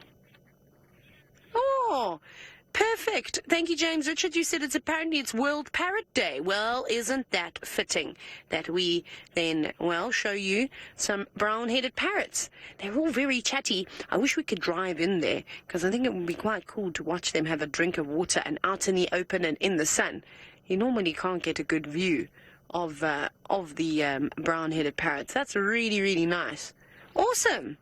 We're actually having not a bad birding day. Hang on. See, there's one flying. Do you see that one? Let's see where it's going to go. There it goes. Just into the trees there again. There's a whole lot of them. And they are gregarious. The brown-headed parrots, most of the parrots out here are gregarious. It's just hiding in there. You've got to look very, very carefully. It's just moving around on the branches. I wonder if they're cracking open the seed pods. There it is, out in the open on the branches. That's so cool. I don't actually know when I last had an opportunity to sit and watch some brown-headed parrots. And they're specialists, of course, at cracking open seed pods with that very, very strong beak of theirs. I doubt you'll be able to hear them calling. There they go down, swooping down. Then there's a bit of water in there. So they must be having maybe a few pints at the pub with the boys. Who knows? Awesome. That was cool. All flying around. Oh, hang on. There they are. Oh, we might see them having a drink. One just chased a go-away bird away. It's just flown into the bush. Well, you see that big note go to the left? We got one. There's another one. Oh, this is awesome. It is so nice to see parrots out in the wild. It really is. Unfortunately, parrots are, definitely in the pet trade, which is not ideal. Like Brent always says, it's better to see them out in the open. Before I knew any better, I used to have, as a kid, I had lots of budgies. They were my favorite. They didn't spend much time in their cage at all. There's a pair that's flying now. Oh, let's land down on the ground. There we go. Come on, fulfill our dreams of seeing parrots drinking. No, they just don't want to land. And then I also had a black-headed conure.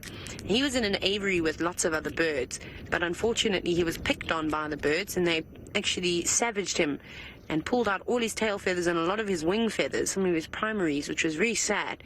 So then I got him and looked after him, which was really nice. His name was Moose, and he was very cool. He spent a lot of time on my shoulder. He used to come to the shops with me. He'd go everywhere with me, in fact. Oh, that's awesome. But best to keep them out in the wild. I think that's the best place for them.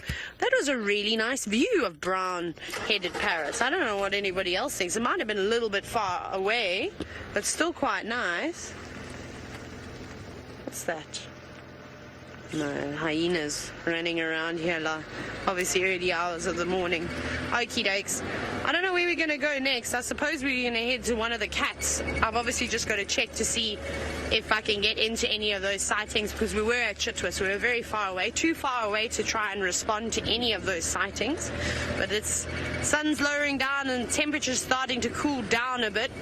I'm excited for the lions because they're my favorite of the cats, and I haven't seen lions in ages. And I've got some exciting things that we need to look for before I even reveal what I want to tell you about the lions. So maybe we should head there and see if they're starting to roll around just yet. My goodness, first Ralph is very briefly from a distance had lions on foot, then he's had cheetah, and now he's looking for a leopard. Yes, well, everyone, we're after the trifecta. And we're just wondering what prize we get if we do spot a leopard somewhere here. We've come up, what's this road? Aubrey's, and we're going to make a loop down towards Galago Shortcut, which is then heading back towards the Galago camp, but also Galago Pan, very often where Shadulu and Hukumuri and Tingana like to go for a little drink, maybe later in the evening. So we might even go to the Pan if we don't find any of their tracks and go and sit there and wait. And we might hear some alarm calls. We might see one of them coming down to drink. I think we've done pretty well already on this walk. So I think that might be an excellent idea. And how well would that finish off the day? I think that would be absolutely smashing, fantastic, and great that Taylor's found that parrot on World Parrot Day. I thought it was Pirate Day. Well, pirates, I suppose they go together. But, yeah, that's the plan now. So I can't see anything for now in this particular area, but we're going to make our way, and as we always do, a termite mound is a good spot to come up and have a look around, just like the leopards do. So we've just been scanning. Now, Tebogo, these cats don't particularly tolerate each other. For instance, the cheetah, they need to keep moving, and they almost become nomadic because of the chance of lions catching them, killing them. Leopards will do the same. When we were watching those cheetah the other night, just before sunset, they were actually sitting there, and they heard some leopards calling just near to them, and they immediately got up and ran up the road, and then there was another leopard calling along the way as they were running, and they then sped up and even running even further. Now, I don't know what Darby's laughing about, but I'm sure you can see that camera wobbling there. Anyway, it must be a private joke. But we're going to now go and see if we can catch up with some of these leopard tracks. I'm hoping that I could catch up with Shudulu, because it's been a while since I've seen her, and she has now become my favorite cat. I suppose Hukumuri is a close second. But I know that there's the fan clubs of all the different leopards. I'm, a newcomer to Juma, and it seems that Shudulu and Hukumuri are also reasonably newcomers to the area as well. So I feel like they're in the same boat as me, and that's why I feel an affinity towards them. And that's not knocking Tingana and his prowess of this entire territory that he's been having over the last few years. But, well, the old dog, he's going to have to, sooner or later, give in to the new kids on the block. And I just hope that it does end in an amicable way, and that Tingana and his legacy lives on. But, you also don't want to see leopards, such beautiful, majestic animals, withering away, just dying of old age. You almost think that it's fitting, like a Viking, to die in battle. And then they would be going up to the leopard heaven, as Vikings would, through battle, rather than just withering away and dying of old age.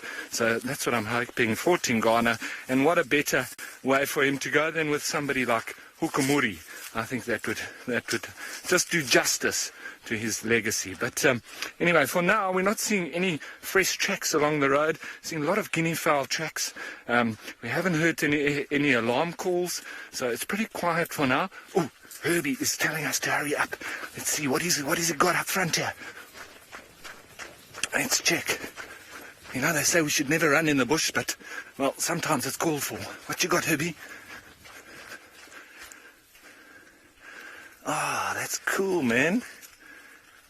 All spotted. Look at this very hairy caterpillar. Now, one of these guys, they normally make very beautiful butterflies eventually. I want to see if he'll climb on my stick. There we go, buddy.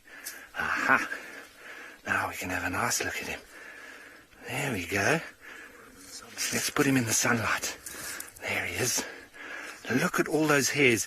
And you need to be very careful of hairy caterpillars, because they can turn around. And Kirsten says, another cat on bushwalk. I don't want him to fall. Come on up. So we've had 3 cats now on bushwalk. All we need is a leopard. But look at those fine hairs. And they can really sting. They really irritate, and it makes blisters, and so much so that even if they crawl over your clothes when they're on the washing line, I've got blisters from them just like that. But look at his antenna. It's really crazy. It's like he's got a beard. So we don't see too many arthropods at this time of year, but there are the odd little worms and things that it's crazy at this. We've been seeing quite a few different kinds of hairy caterpillars, and I'd really like to identify this one. I wonder what kind of butterfly it makes. They're very pretty. customer. Let's put him in the sun again. There we go. So, there's he going along the line. You can see how he moves with that wave. Okay, I think he wants to climb off. Let's put him down in the bush there and let him go on his way. Thanks, Herbie. All right, safe and sound. Awesome. So, there's only one thing for us to do now, and that is to carry on down the road and see what else we can find. We'll stop for all the little things in between, but we're definitely going to try and find a leopard sooner or later. I'm thinking we're going to get lucky. But Taylor, she's already on her way to the cats. Let's send her off to her. Ralph, I feel like today's the day that you're going to be able to achieve the triple threat of cats. I mean, how phenomenal would that be? So if I see any leopard tracks, I'm jumping onto that radio and I'm shouting down the mic to call you into the area straight away. I'll even come and fetch you and bring you closer if need be. We've got to get that right. So I've just been chatting to some of the elephant plains guards, just past them now. They're on their way. They're very excited. They're going to look for elephants. I told them about that beautiful big herd of elephants that you got to see twice, first with Steve and then with me, and so they're going to go look for them. So I think we're going to go towards the Nkuhumas first. Now it's just to try and find them. But we're on Triple M, which is one of the boundary roads. This is why you can see the power lines here. We haven't got... we've got a little way to go, but I just thought we'd zoom around on the outside just to see what we can find. Often I find at this time of the day, I don't know why it is, but you always get an elephant roadblock off of Triple M. So we'll have a little scratch around and see if we can't find some more. But I am itching, absolutely itching to get towards the Nkuhumas. I cannot wait. I'm so excited. Okay, I almost want a Ferrari safari there, but I won't. We'll be eating way too much dust. I actually wonder how windy it is today. Kursk, is there any possibility we could find out what or how many knots or how many kilometers the wind is blowing at? I'm going to guess. Let me become stationary. Okay, Kirst is a lot of help. She says it says fairly windy. I think it must be blowing at about 25 k's an hour today, at least. Maybe gusting at about 30 to 35 kilometers an hour. Strong wind. Is that 12 knots or 12 kilometers an hour? Yeah, I have no idea what the conversion is from knots to kilometers. I don't know. But we'll see. I bet Jerry is now going. And then she's got the mouse, and she'll dump. Ooh, winning 22 kilometers an hour. That's what the wind is blowing at today. I wasn't too far off. It's amazing. As the longer you guide, the better you get at guessing. It's amazing, and it's such a great skill to be able to guess like that. I don't know where the breakfast guessing comes on in though. I seem to get that right all the time. So I'm still just scanning, even though we're on the main road. We never really know what's going to pop in and out. You know what? I was so silly. I completely forgot to ask Monet and Gert about Shidulu. I don't know why I didn't ask them about Shidulu. Shall we have a quick look at some impala? Hello, boys. Oh. Hello. Fellas. Just relaxing there. Yeah, so I don't know where she is. But you better be careful, chaps, because she could be lurking anywhere around here. Very nice. Okay, well, we're going to keep on going along Triple M until we find those lions. Let's go and see if Ralph has managed to pick up on Shidulu's tracks. Well, not yet, but we're not going to stop looking. We've come down Gallagher's shortcut, but we are... sounds like Herbie's spotted something again. What have you found, Herbie? Some eggs. Oh, wow. You see, that's why we have Herbie around, eh? Look at these little eggs here that we have. Obviously from some kind of little moth or butterfly. I'm not quite sure. There's so many different kinds of eggs that we do find around. And this is on a red bush willow. You can see very clearly from the leaves and that very pointy apex to it.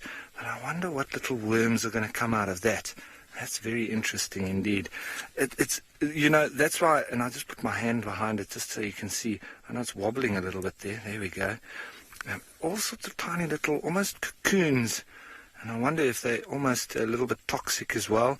Sometimes, you know, they do leave things that will make a bit of a deterrent for birds and things that are eating it. But, you know, every time we go out on walk, on drive, always finding something new. So, like these little eggs, that little hairy caterpillar, that's just what makes it exciting for me every single time. Like those cheetah, the lions, it's different every single time, and it makes it so exciting. But Herbie's spotted something else. What do you got here? Got a nice, this looks like a tropical tent web spider. We've seen lots of these. They're probably one of the most common of the spiders that we're seeing around.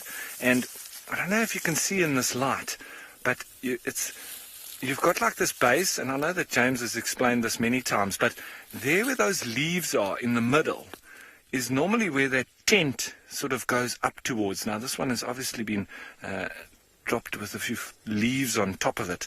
But you've got all these strands that are difficult to see here, but as I touch them, can you see them on the screen there? So what happens is if an unlikely fly or something comes along and he gets sort of bumped by these, they all sort of make them fall further and deeper down. And they're not too sticky, as you can see.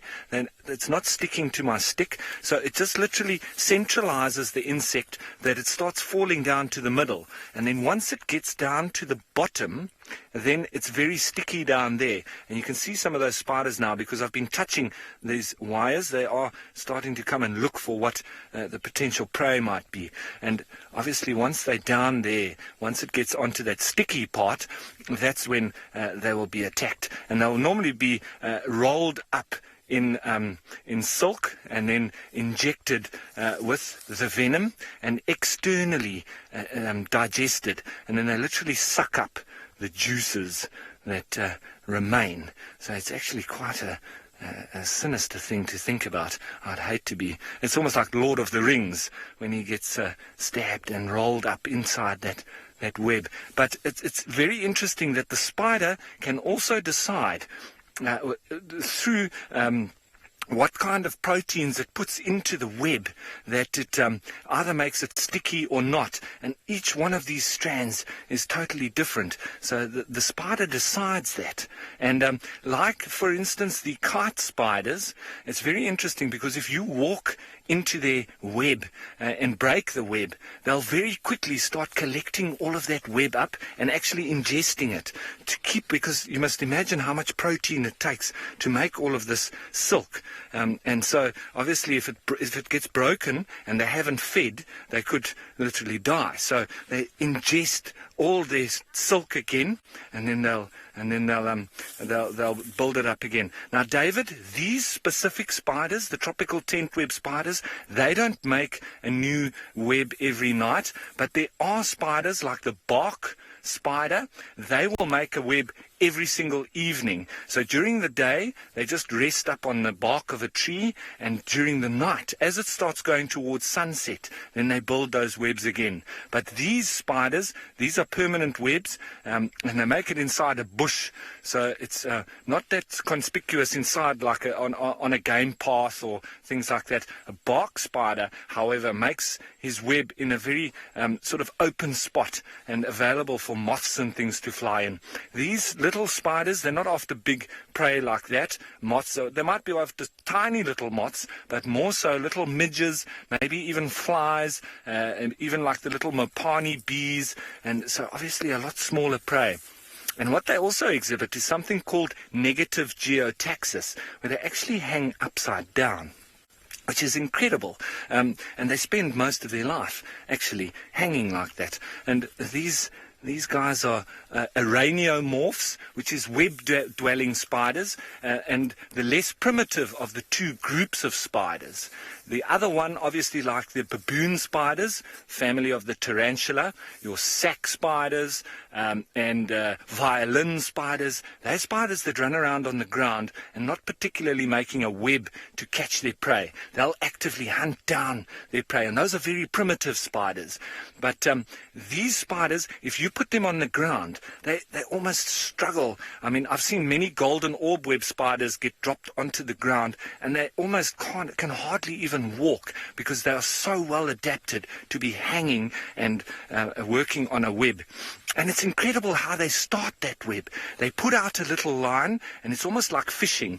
They'll just put out a very sticky line, and they'll wave it around in the wind. And as soon as then it hits something, then they tighten it to where they are, and then they've got their baseline. They'll go across, tighten up over there, and then they work it out from there. So very, very interesting. But they do need a little bit of a breeze when they waft that little web or silk out into the breeze. And then when it hits a branch, obviously they tighten up, walk across, make that safe on that side, and then they can start. So it's absolutely fascinating.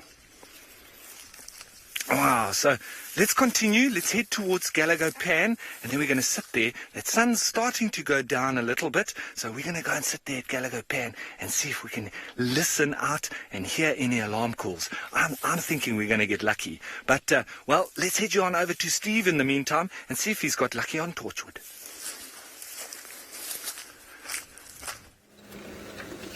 Yeah, good luck, Ralph, with finding your trifecta. How marvellous to be getting all of that on foot.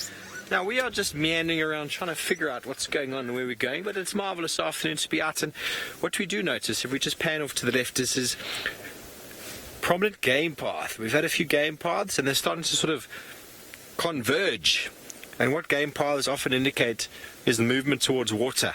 So that's how we're going to find the water points in Torchwood. We're going to follow these game paths. Obviously, we're not going to drive down them, but the general direction seems to be going down that slope. We keep going up ahead on the road here, and let's see what we can find.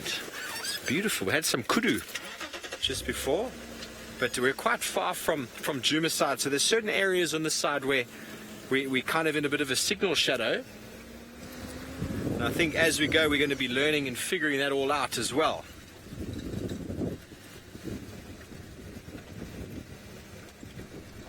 Ryan, this is my first morning or first afternoon on Torchwood. I've never been here before.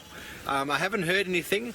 No information's been passed to me so far about any den sites of hyena, but I have been told by Rexon, the Djuma guide, that the wild dogs like to den on Torchwood because it's very quiet.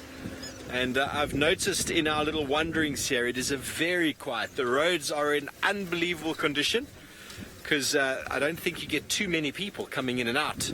It's just the landowners that come here. So I don't think there's any of them around at the moment, and I haven't been told of any information of any hyena den sites here. Well, it seems like hyenas are not on the cards for us, but Taylor has got their arch enemy. We do have the arch enemy. We're sitting with the Nkuhuma pride, finally. And there's the oldest lioness of the pride. She's up and moving, and that scar is looking fantastic. Look how it's healing. Every time we see it, I think it's getting smaller and smaller. But that could still take a couple more months to heal before she's 100% covered. She's going to want to keep it clean all the time too, so there's going to be a lot of grooming, a lot of licking. And with a lion's rough tongue, if there are any just small bits of scab there, they're going to come off quite easily. But that's normal. And you can see she hasn't quite recovered, still lacking a bit of muscle around her back, on her hindquarters and her shoulders. But again, it was a serious injury that she had. She was very, very lucky to recover the way that she did. Now, I'm happy to see that one lion is up, because that means that hopefully a few more lions are going to follow in her direction. And I'm going to need all of your help this afternoon. You need to have your eyes on. We need to find amber eyes. Is that her? Might be. We need to look for suckle marks. There have been rumblings. I think that is her. There were rumblings that Amber Eyes has cubs on Simbambili, but we're going to try and confirm this afternoon. So let's reposition. They're all getting up and moving around now. The reason why I say this is I spoke to Mornay and I've spoken to Dylan. I've heard from a few people now that they heard cub noises coming from an area where they suspected that last year amber eyes had cubs as well. Now, I didn't know this. I've physically never seen amber eyes with cubs before, so it's quite difficult. It's going to open up nicely now, so get those screenshots ready, and we'll try and anticipate these lions as they move through the trees. Which way are you going to go? There we go. No? Hang on, Senzel, sorry. Just doing a little maneuver here. And how exciting would that be? That is... Where are my binoculars? I'm going to be using my binoculars today too. We've got here just in the nick of time. That's amber eyes there. That lion. That's now squatting. Hi, girl. I thought that maybe it would have been... I think it is her. I thought it would have maybe have been one of the other lionesses. Yes, it is her. She's beautiful, isn't she? Now, you are going to hear vehicles and things moving around, but we just want to hold this position. Now, again, I can't confirm anything. I cannot I just heard. This is what I've heard from the other guide. So let's see. Now, look very carefully. Yeah.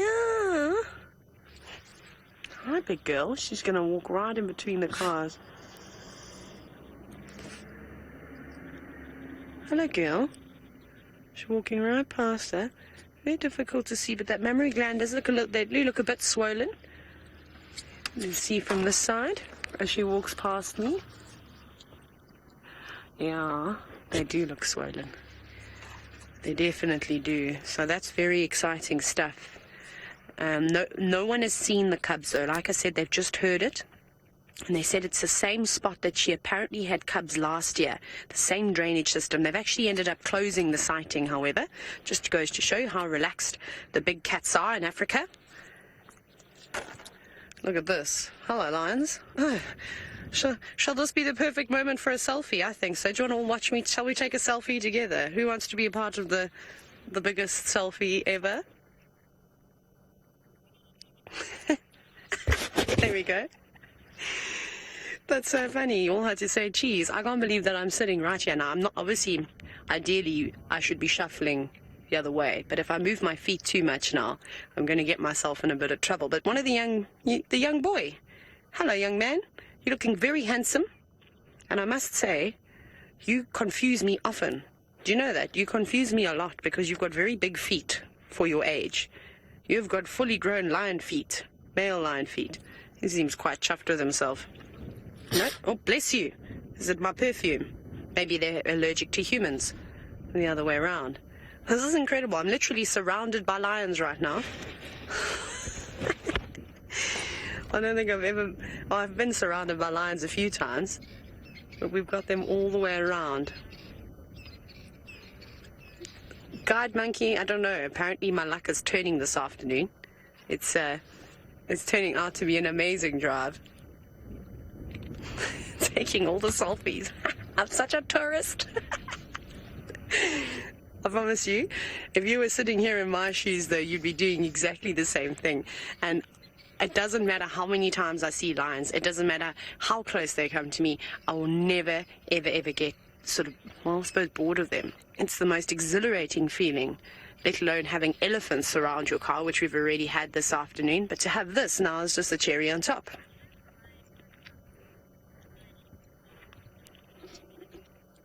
There we go. Sorry, I'm not going to be able to move, unfortunately. I'm kind of stuck here because if I duck down, I'm going to make a lot of noise with my body in again. I don't really want to get the attention of these lions.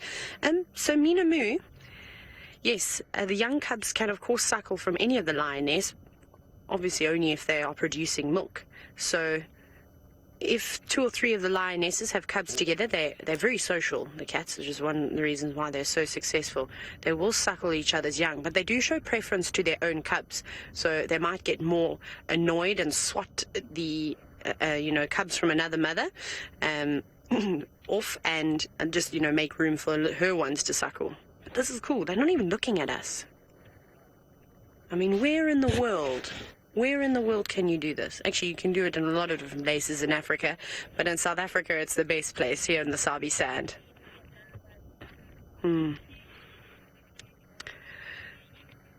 Now, Shamel, I can totally understand your concerns about Amber Eye. She does seem to lose her cubs often. We don't know why. We don't know what the reasons are for this. Are those cubs even properly developed when they're born? Maybe that's the underlying issue, is that there's an issue. None of us will ever be able to know the reasons until a vet comes in and darts her and checks her hormone levels. Maybe she's just, and again, it's not a very nice thing to say, but maybe she's just not meant for motherhood. Maybe that's just it. Maybe she just has the worst luck. She has every curveball thrown at her that could possibly be thrown at. So, it's nature, it's tough, it's raw, it's wild, and we won't be able to follow them, unfortunately, if they do cross onto Simbambili. But if they do go that way, and they do go there tonight, hopefully tomorrow morning, the guides will have a sighting that side, where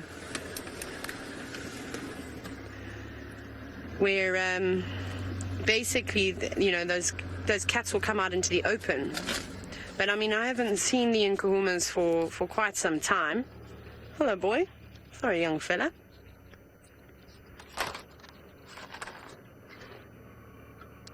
Very cool. 2 girls just sitting at the back. Actually, there's 3 of them, all just lined in a row. Someone's been fighting, though. Look at this young lass over here at the edge. Look at all those cuts on her face. What have you been doing? Have you been squabbling over a carcass? If they do catch small things like impala, or even something like a small kudu or sub-adult wildebeest, it's not really enough to feed all 11 lions. So there will be lots of fighting around. So I reckon that's probably what those cuts are for. She's not quite old enough yet to be mating. Which one even are you? I feel like they're all almost 2. They're just under the age of 2. Still a little while to go before I think she'll come into estrus.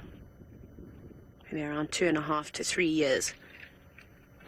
But we're not far from the boundary now either, and it seems like some of them are up and on the way, and they are very alert too. Shall we use this moment to reposition, Senzo? I think so. Now that we've escaped all the lions that were surrounding us, laying around us, they've all moved off.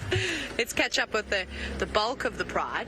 Now, I don't know if they heard something. Maybe they picked up a scent of an animal. See, they're just looking in this thicket, so there could be something here. See, look at that lioness. See how she's laying in the grass now? She's just concealing herself quite a bit.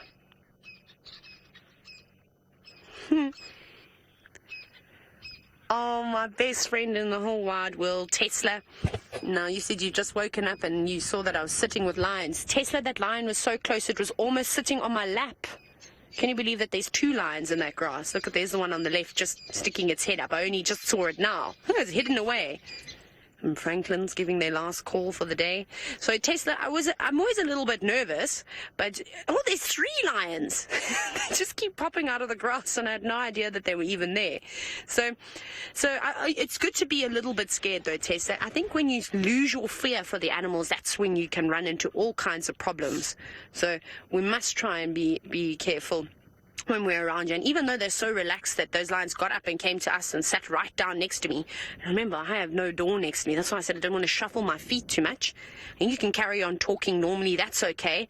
That's no problem. What have they seen? I don't know if they're smelling something or if they've seen something, but they're behaving quite interestingly. Hanging back, some creeping on forward. I'll have to see. I can only speculate. There are lots of impala around. There have been plenty kudu out as well. Oh, wouldn't it be... It would be very sad, but imagine a buffalo bull has been wallowing around at Red Dam and is now on a stroll, and he could wander straight towards these cats too. And that would be the ultimate prize for the Nkuhumas. Okay, now, who's ready for another Sabi Sand shuffle? Put your hands up if you are. I am. Senzo put his feet up. He's so excited. Okay, let's zip through here and we'll get around and then try and get them coming towards us again. Lions are very tolerant of the vehicles. It's unbelievable how relaxed they become. The lions and the leopards and the cheetah too. They also become very relaxed. in zoo tours, you were actually just wondering what makes them so relaxed. Well, a lot of patience from their side when dealing with us. So some of these lions, for instance, like the youngsters that are almost 2 years old, they don't know life without a vehicle. They were born in the Sabi Sand, and not quite from the get-go, but they've been encountering vehicles for a long time. So we almost habituate them to the car. So they don't see us as food, which is why it's important to stay still in the car and not jump around, because now you're making yourself look a little bit smaller in such a big object, and there's nothing really stopping a lion from running up towards us or grabbing me and pulling me out the car, but they won't do that because they don't see us as humans as food. You know what, I think we're behind. There they are in front. We're going to actually have to do a little bit more of a two-step, I think. Wait, no, that's how you stall the car. Come, Wendy. I know you're getting fixed tomorrow. The ambulance is coming to get you. Okay. Right. Let's go around. Okay, we're going to try zip around and get in front of them because the light is so gorgeous at the moment, and I want to get you all the best screenshots. So while we do that, off you go back to Steve, who's on Torchwood.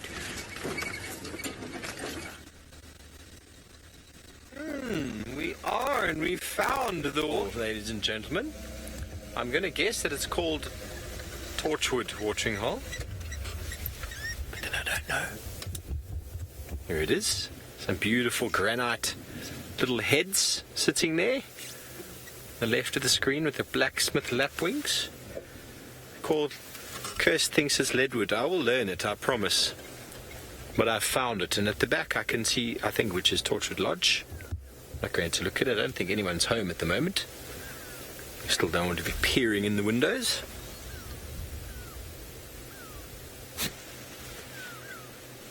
Go away, birds, making a whole lot of noise down there. Well, I think it's just that time of day. It's possible, though, that something is moving. It is the time of day for something to be moving. And I feel that the Unkuhumas are extremely hungry. Amber Eyes this morning when we had her, she had a very empty belly, and any movement or smell, so I wonder who instigated the movement of the parade there, but for them to be up and moving at this time of day, watch your screens, folks. Don't you go anywhere.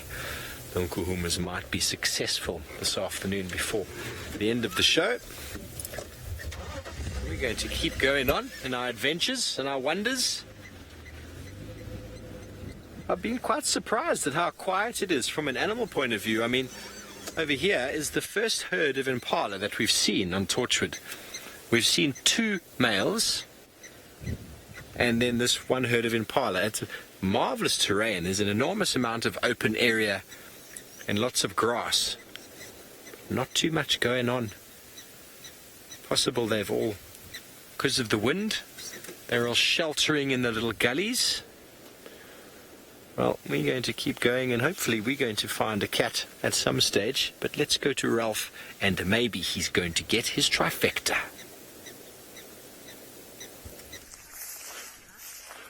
Now we're still walking down towards Galago Pan. We're being nice and quiet. Look at that, the sun's starting to go down quite nicely now, making that lovely golden glow. And I just want to indicate, just off to our side here, there's quite a big drainage line. And Herbie was just telling me the story that it wasn't so long ago that he found the Unkuhumas here, but there was a big herd of buffalo. And he said the Unkuhumas sort of pressed towards them, and one of the buffalo fell down inside this drainage line here, and then they were on it, and they actually killed it in here. So I love those kind of stories with these guys that have been around for a while. I know you would have, if you've been watching, you would have seen as well when I chat with Ephraim. We've just come past that big termite area where he said that safari had denned, and that was where Karula was born. So that was very interesting as well. Now, I think we're going to slowly start making our way down towards the little pan, but we're listening out. I thought I might have heard a monkey alarm calling just a little while ago. So we're trying to be a little bit quiet, just trying to listen out and see if the potential that there's maybe a leopard on its way through these drainage lines. They often disappear down here when we're on vehicle. So I also wanted to come down here. I asked Herbie if we can access this drainage line because they often move through, and that's when we lose them when we're on the vehicle. But now we can come down and see where these leopards actually walk through. So it's very, very interesting. And speaking of those lions that killed a buffalo just near to us, Taylor's with them right now. Off to her. We are with them. There were some impala that were alarming too, and they're very interested in those impala alarm calls. Maybe they're hoping for a male just towards the end of the rut. It's not quite concentrating that they can just snatch up. They are looking lean. I mean, they're not terribly thin. We've definitely seen the ngumas a lot thinner. But they are hungry, and I think tonight they're going to be looking for their next meal. Just listening to him. Hello, girl. You're going to walk straight towards us again. Which way are you going to go? Oh, you're going to walk right next to me. She is so big. She's so tall. You really don't realize how big these cats are until they walk right past you. That's insane. That is crazy. Now, here's my chance to shuffle and watch them as they walk on by. Next one, they're just going to follow one another in suit. All just funneling past.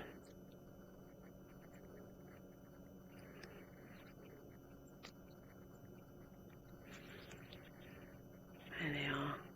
I'm hoping the rest of them will get up and walk together in a nice long line. I am starting to see some yawns, so perhaps they are going to come on past. This is so exciting. See, I'm glad we came to the lions when we did, when they're moving around, because it would have been very, very tough to see them sleeping in the long grass, as you can imagine. I mean, how many times did those lions there pop their heads down below the length of the grass, and I didn't even know that they were there. I suppose that works to their advantage. That's the idea behind that tawny coat, and we're really going to see it work now as the change of season is in full swing. Very few green bits of grass left. Everything has now turned that tawny color that matches the lion coat perfectly. Here they come.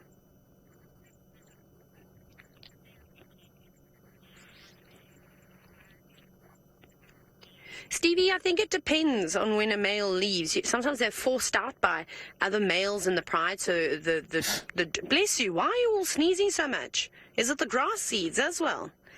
Anyways, so basically it's the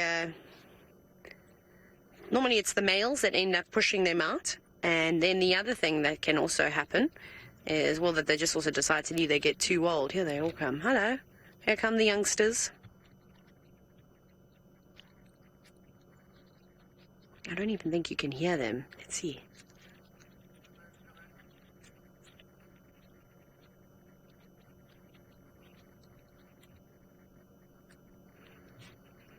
Walking straight past us. The pads on their feet help them walk quietly too when they are walking on the sand like that.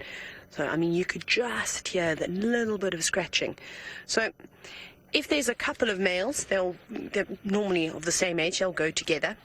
But it just really depends on the situation. What you'll probably find that it'll end up being the males that are in that area that chase them out. So if the evoker males come through, those three males that have come from the north, the roars that we're hearing in the distance, if they come through, I reckon they're not going to want to have that male around at all. Whether they'll kill him or not, I don't know. They're young, they're inexperienced, so maybe they'll just end up chasing him away. But he most certainly won't be allowed to stay with the pride for any longer. Normally, if it's the big males that have mated or that have sired that male cub or a group of male cubs that are going to move off, normally about 2.5, 3 years old, they'll be tolerated too. But again, it just depends on every lion. It's a different situation. We've still got one. Speaking of the young male, there he is. And now, big boy, you're just too cool for school that you don't want to be a part of anything.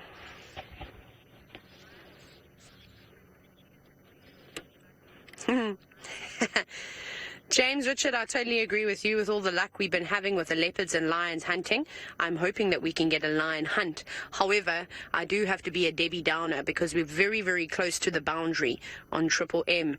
And unfortunately, we are unable to traverse on the properties that lie to the west of us. So I think it's going to be a relatively sort of short-lived experience. And hopefully something catches their attention. Senzel, how close are they? Are they far? Senzel says that the lions are far. I don't want to be driving over any lions this afternoon, that's for sure. Just reverse slowly. Like I said, they're very tolerant. Look at this. This is amazing. You're going to see lots of vehicles though, but it's like now it's a carpet of lions. I'm going to keep reversing because I don't want to block this male, so I'm basically just swapping sides of the road now. Is that a big stump that I'm on, Senzel? Sorry, everyone. I just want to change the angle. I don't want to block this the lion behind us, his paw. Hello, girl. One little lion is just watching us. So I think if I pull off the road like this, then I'll give that male some space and he can walk all the way through here and you can still see what the rest of the pride is up to. So we've sort of got a bit of a sunset, but unfortunately it's not so great with all the power lines. But very cool. Indeed. Right, seeing as though we don't have a spectacular view of the sunset, Steve has found a gap through the trees.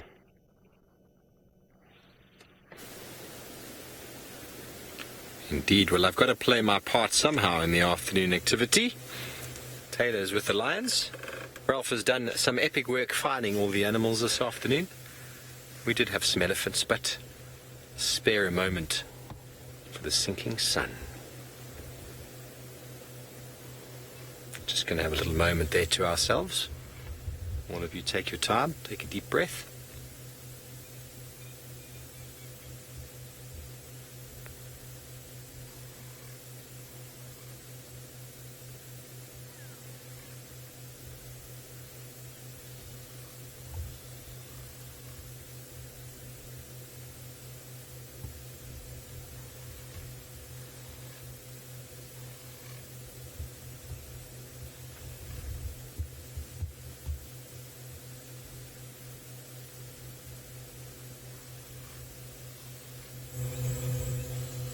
It's apparently cold and rainy in the Highveld, where the sun is setting.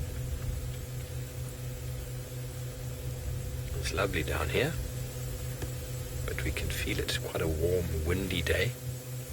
Very often the prelude to a cold front. So I think in the next day or so we can expect some pretty cold weather. Yes, Angie, it is marvellous. Beautiful, beautiful sunset. Just those little clouds in the background add so much value to it as well. And as I've said before, never the same. Always different. Multitudes of birds shouting their evening chorus. I'm still alive, I'm still alive, they're saying. Before settling down for the night.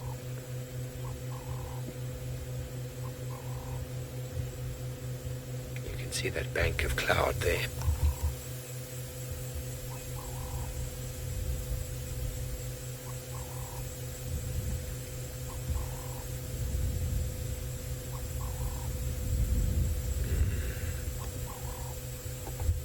Beautiful colors.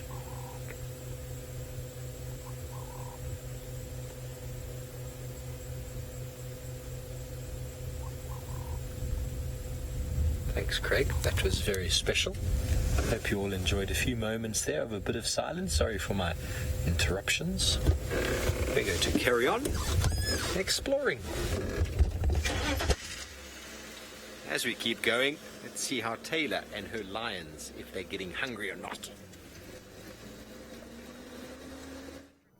Not yet. They've actually taken a little bit of a break, which suits us perfectly. Well, I'm hoping. And as I say, that lioness in front does a big yawn.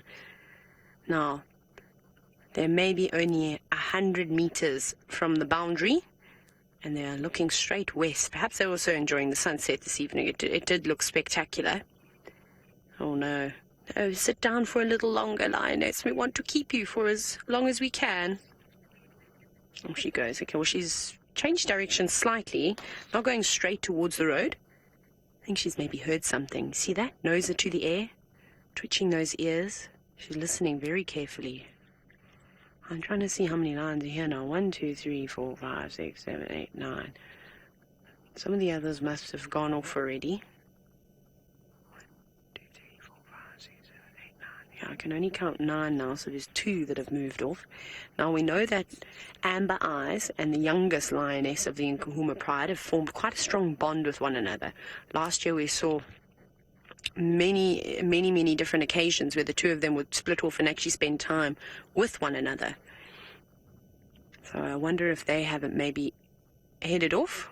It's a bit hard to see who's who in the zoo when you're just looking at their rear end. But I definitely think that Amber Eyes looked like she was showing some just copying the lions, excuse me. That young male that was sneezed about 50 times since we've been here. So very excited to see that Amber Eyes is showing, showing her mammary glands are swollen. And the fact that everyone has heard cub noises, that's very exciting. But again, it's early days. So I cannot tell you how happy I am. I mean, I think it will be amazing if she does successfully even raise just one cub. Even if we just see her interacting with a cub, would be really, really quite fascinating. But only time will tell. And we can only guess as to why she hasn't successfully raised cubs before. No one will know. Ryan, lions will typically have cubs every 2.5 years or so, around there, sometimes a little bit earlier, every 2 years. So I wouldn't be surprised at some of these lionesses that have had cubs already. So, for instance, like the oldest lioness, she could be coming back into estrus again within the next couple of months. So we could have another set of cubs by the end of the year. And I think, well, at least 3 of the lions, look at them all getting up now because 1 is on the move. I think they've heard something. There must be a herd of impala or something in here. They're very excited. I just hope that they stay on our side. I'm being selfish, but I really want to spend time with the lions. I haven't seen them for a while. So I think that some of the older girls will maybe start coming into estrus soon. And I definitely think we'll at least have another, if not 2 or 3 sets of cubs by the end of the year. Easy. So that would be nice. Here all the birds all chirping quite a bit now too. See, they're all looking in there, all looking straight to the west. Haven't heard any more snorts from the impala though. And I did hear them at one point. We wait for them to move off though. It's nice and dense in here. There could be lots and lots of different types of antelope species. Maybe they'll get lucky and they'll find that one wildebeest that roams around here on his own. Why do you look so terrified, young man? Hey, you look frightened. You almost did the Tumba look. Tumba has a look sometimes when after he's groomed himself where it looks like he's left the kettle on, or the stove, not the kettle, the stove or something. And he's kind of looking like that now. They're very dorky looking when they're this age, at awkward teenage stage. But I suppose so do children. Eh? I mean, sometimes, especially with the boys, their legs and their arms grow too long before their upper body. And they've got to, well, I suppose, fill into themselves too. But he's a big boy. He's a lovely lion. Look at all that muscle. You can see he's basically the same size as the lionesses now, well, just about. Probably find that he weighs the same amount. He's also listening to what's going on.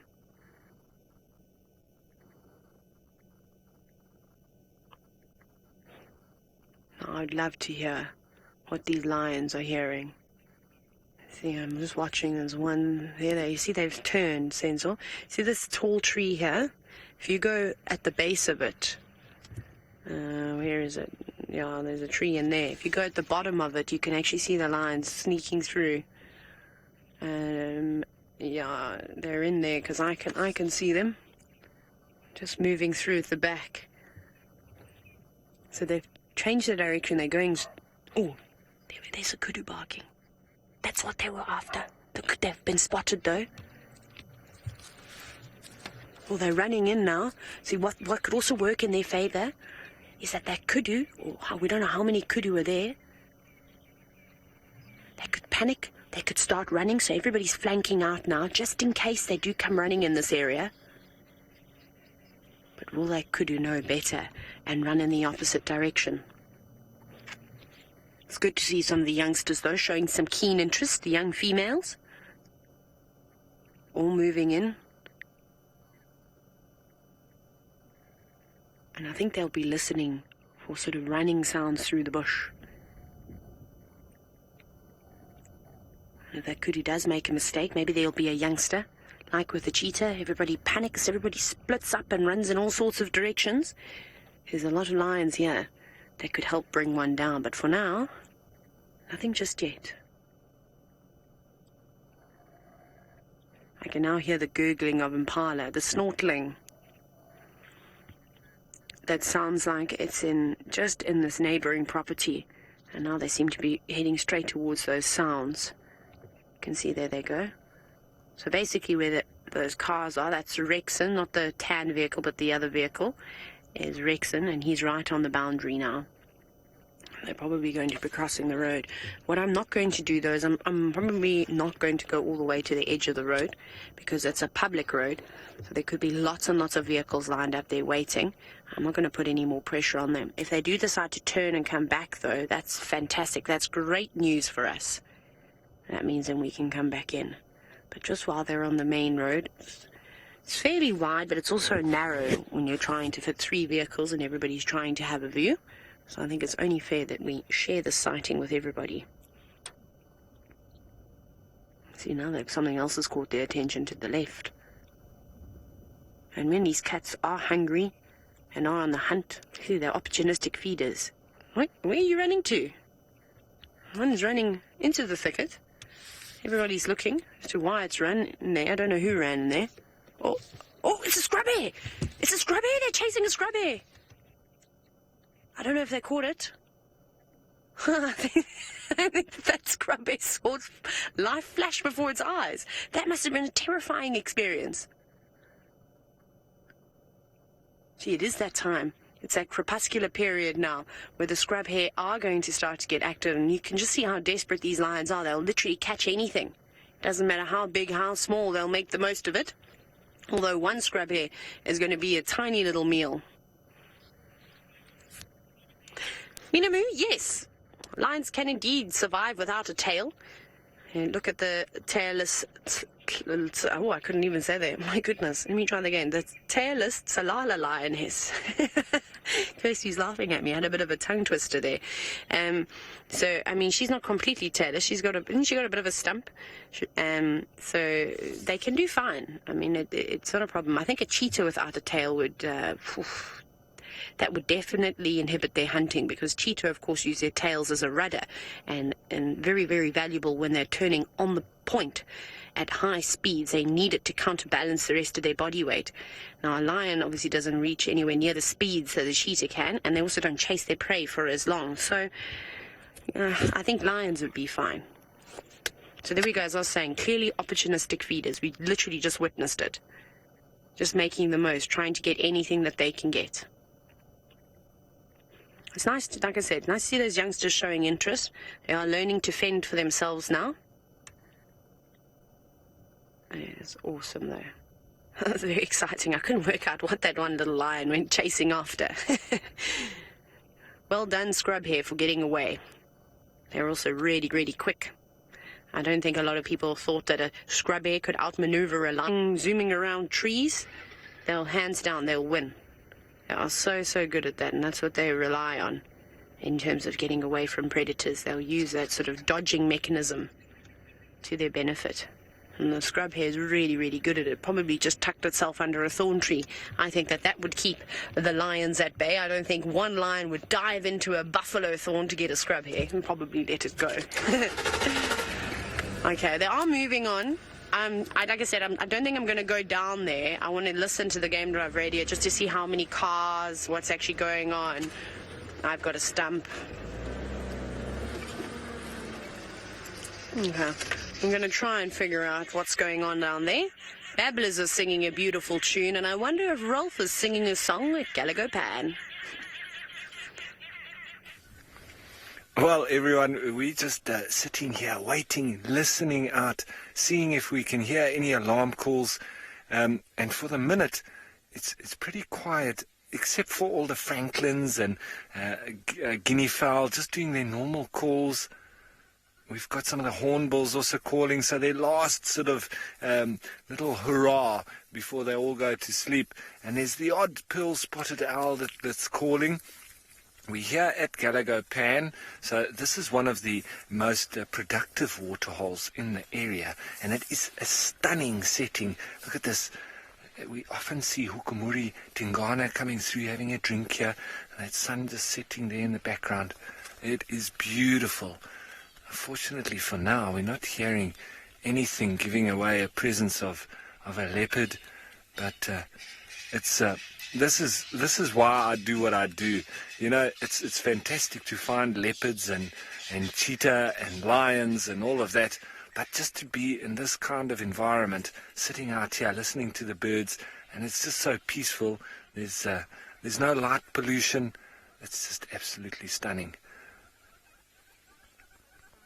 And that very, very pretty.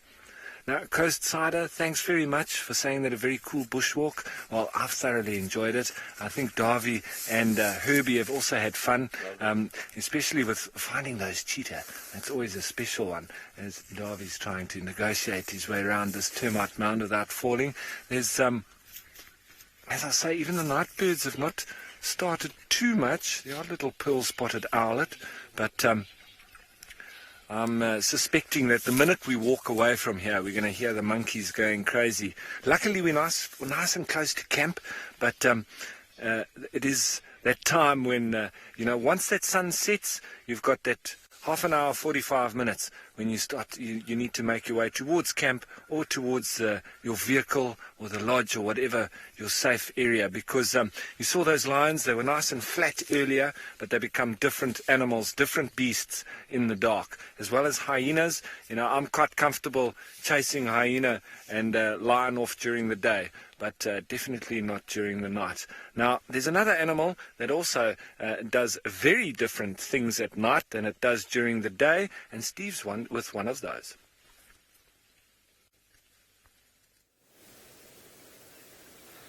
Indeed, I think it is Scuba Steve. I'm not sure. I remember in January when we came here to Buffelshoek Dam, I was told Scuba Steve was the resident hippo, but since then we've had 3, and then there were 6, and then there were 3, and then 2. Now there's just 1. I think he quite enjoys the quiet, though, of the watering hole. The barred owlet in the background.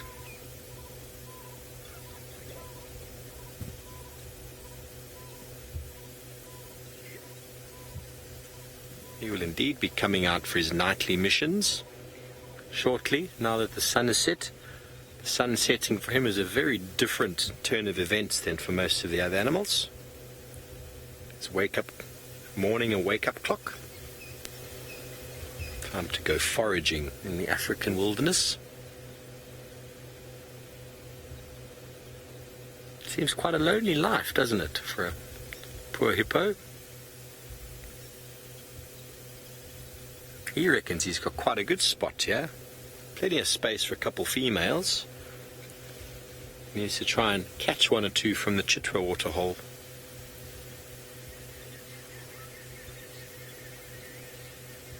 The sad thing is, I think the other 2 hippo that were joined with him a little while ago were actually 2 young males. So, going to grow your population very well that way, I'm afraid.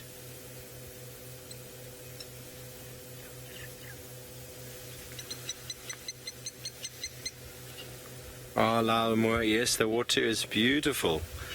Beautiful. We've just missed the sunset itself, as you know, because we filmed it, but this is a wonderful spot for a sundowner and for a sunset spot. And one of the favorite things to do on an African safari is to jump out the vehicle, watch the sunset, have your favorite cocktail, a couple finger snacks, and at the edge of waterholes like this, especially with the view of the sunset, is really, really a good spot.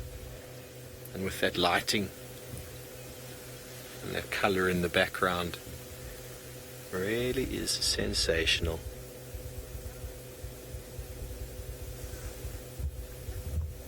The Lorraine hippos will eat certain aquatic vegetation from time to time, sort of more reedy type of stuff, or sedges. But I don't know what other vegetation there might be under there that he'll eat. The vegetation that grows in a dam needs to photosynthesize to grow, so it'll be quite shallow, and that's generally sedges and certain types of aquatic grasses. There we go. There's the money shot.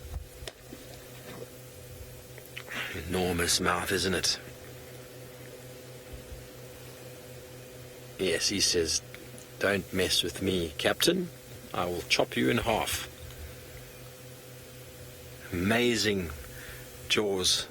The enormity of that mouth is just quite something to behold. If you've ever seen hippos fighting before, that is quite something. They splash around, they open their mouth, and they bite each other as much as they can, but they push. Ooh, what's he doing? He's having a little roll. There you go.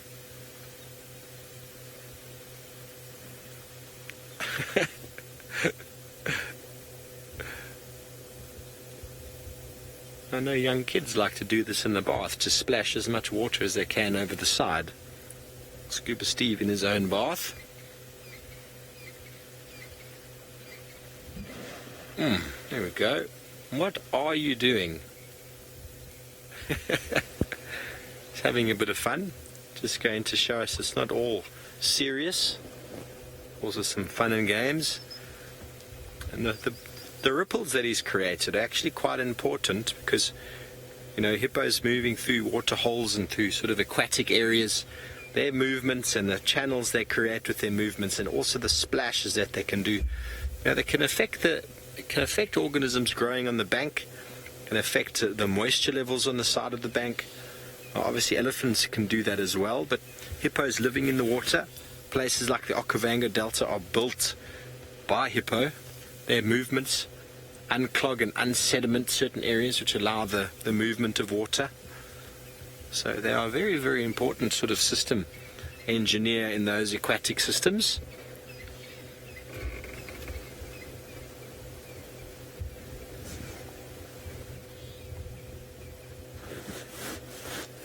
Mike, yes, they will, but it'll be quite close to the territory. It'll be quite close to the territory, but very likely most of the time it happens just in the shallow water where they can both get a good purchase. That's where they'll battle it out. But it also depends on where the territory is.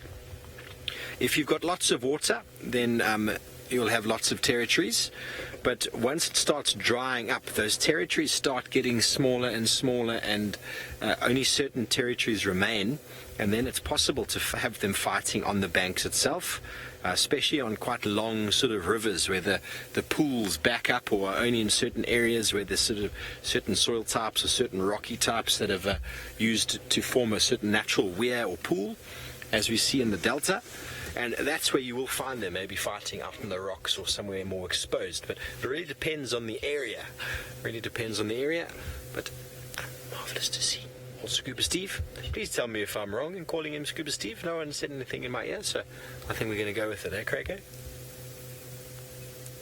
he's gone under the water.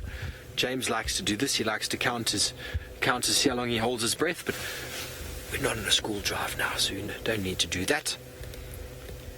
Between 6 minutes and 7 minutes. Very long time. Hold your breath. If you want to be a big wave surfer, you need to be able to hold your breath for at least 4 minutes. And that is a very long time for a human being. 4 minutes. Hippo can do it easily in 6. Easily.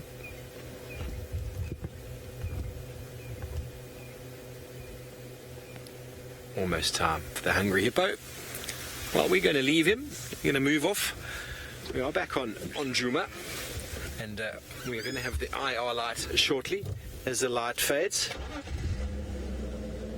And it seems as if the lions have disappeared into the wilderness. Let's see what Taylor's going to be getting up to after that.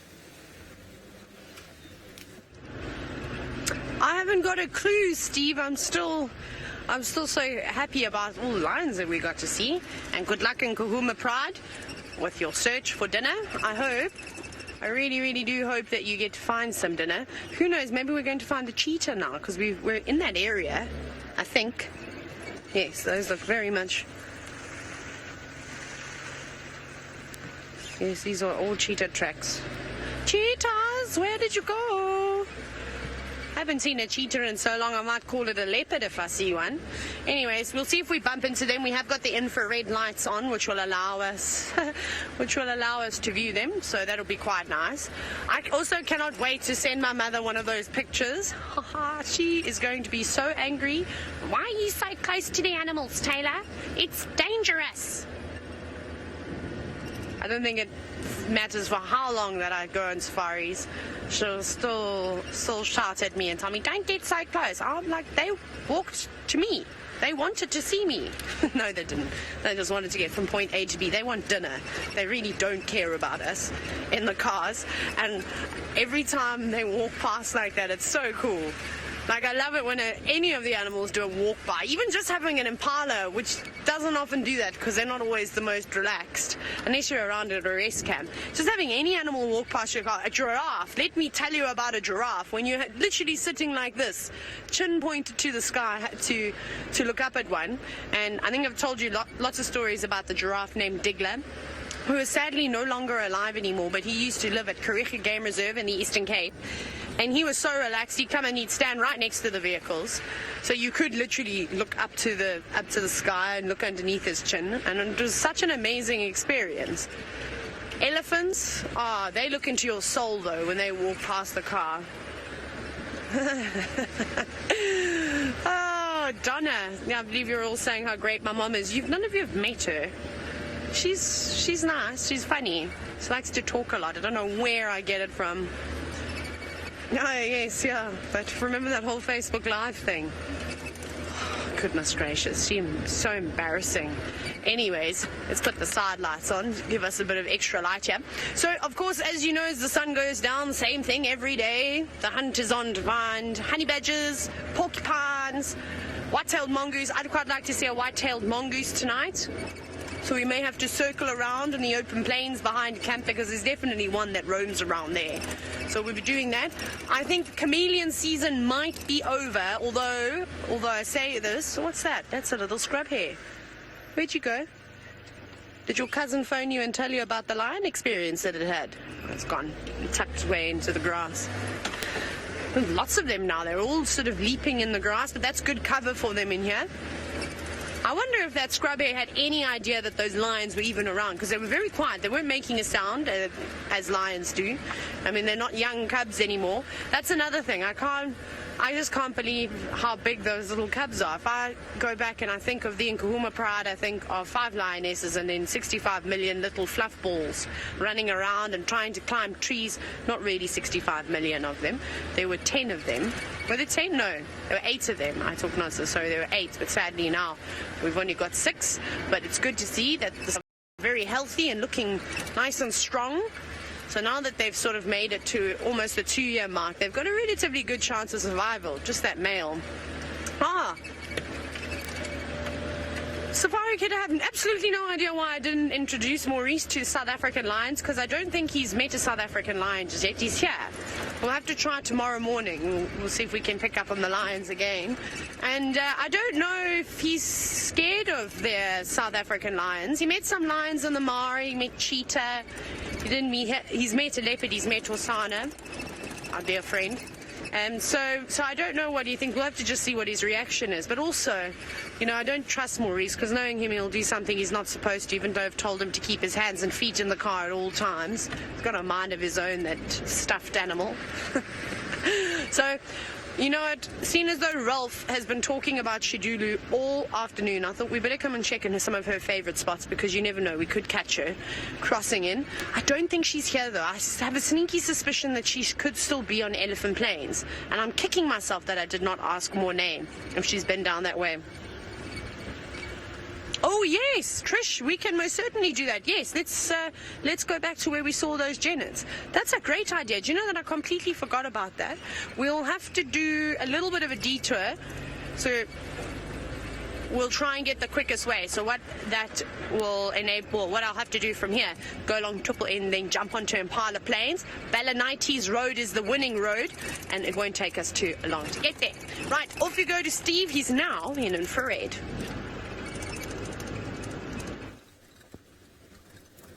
Yes, we are. I don't know what's going to take her very long to get to. Where's she going? Anyway, we are missioning around. We do have the IR on and the spotlight. We are in kind of the eastern side of Djuma, an area that you all know that... oh, sorry, Taylor's on her way to the Cheetah. My mistake. I wasn't paying attention. Craig and I are having a long chat. But we're in the area. Oh, on jennets. Very good. A nice time of day to be seeing jennets. Do all of you remember the dead jennet we had up around Buffelshoek Dam? I thought it was marvellous. James was playing a puppet show with it. Oh, James. We miss him already. So we are looking for anything nocturnal. I was saying we're in the east. This is an area where... obviously, you probably all know if you are regular viewers, but the eastern side of our sort of property, this is an area we often find the elusive Tandi, the leopardess queen of the area, and her little playful cub Tlalamba. Just reminiscing as well, because this is where Craig and I had the Umkuhuma Pride about a month or two ago. They walked in there and we followed them. Sorry, I'll go back. They walked in over here. And we followed them and we listened. We went straight down there. We actually watched the youngsters just sitting just over here, and the intention was very clear. And the adults went off into the thickets there, and we listened and we heard the running, the snorting, and then the kill. And they devoured a kudu just up there. That was fantastic to see, and it happened just after the show closed. So in the hot sort of summer months, they seem to move a little bit later in the summer months. Kia, no, I haven't heard anything further about the squabble that happened last night. Rexon believed that they fought over something. You know, I mean, by looking at the Ukuhuma's bellies, you probably saw if you're watching this morning or this afternoon, they are hungry. So my original thought was maybe hyena had killed something, and they'd gone and taken it off the hyena. They do that. Hyenas are quite effective killers. They need to be. But Rex also had two stories. There was a young zebra carcass and there's also wildebeest carcass. So I'm not 100% sure. He's on drive himself, so he hasn't really been with us. So I haven't been able to sit him down, have a long chat about it. So I'm not 100% sure. But what we do know is that the Nkuhumas came from a carcass, but there was nothing there. Nothing left in the form of food, as you can tell by the bellies. But there were a couple claw marks. One female had a little bit of a bleeding mark on her paw, which didn't look very nice. Something's not sounding very nice with my gearbox here. We're not in high range at all, low range at all. Just keep an eye on that. Something doesn't sound good at all in the front there, Kirst. Making a little bit of a noise. So I'm just going to switch off for a little bit while I try and figure out what exactly that noise is. There's one thing I've learned: when a car starts making a banging sound, it's best to just switch off and figure out. Well, we've stopped driving, and I believe Taylor, she's busy moving. We're also busy moving. I feel like if a Land Rover doesn't have a squeak, is it really a Land Rover? I don't know. Or a rattle. Any safari vehicle must have a rattle. I've got a squeak too. What squeak is it though? Something's loose. It might be actually just be the high lift jack that's bouncing around a little bit. That could be the possibility. Okay, we're still on Triple M. It may have taken a little bit longer. I don't think I'm lost. I think my turn is coming up in a little bit. in maybe 50 meters.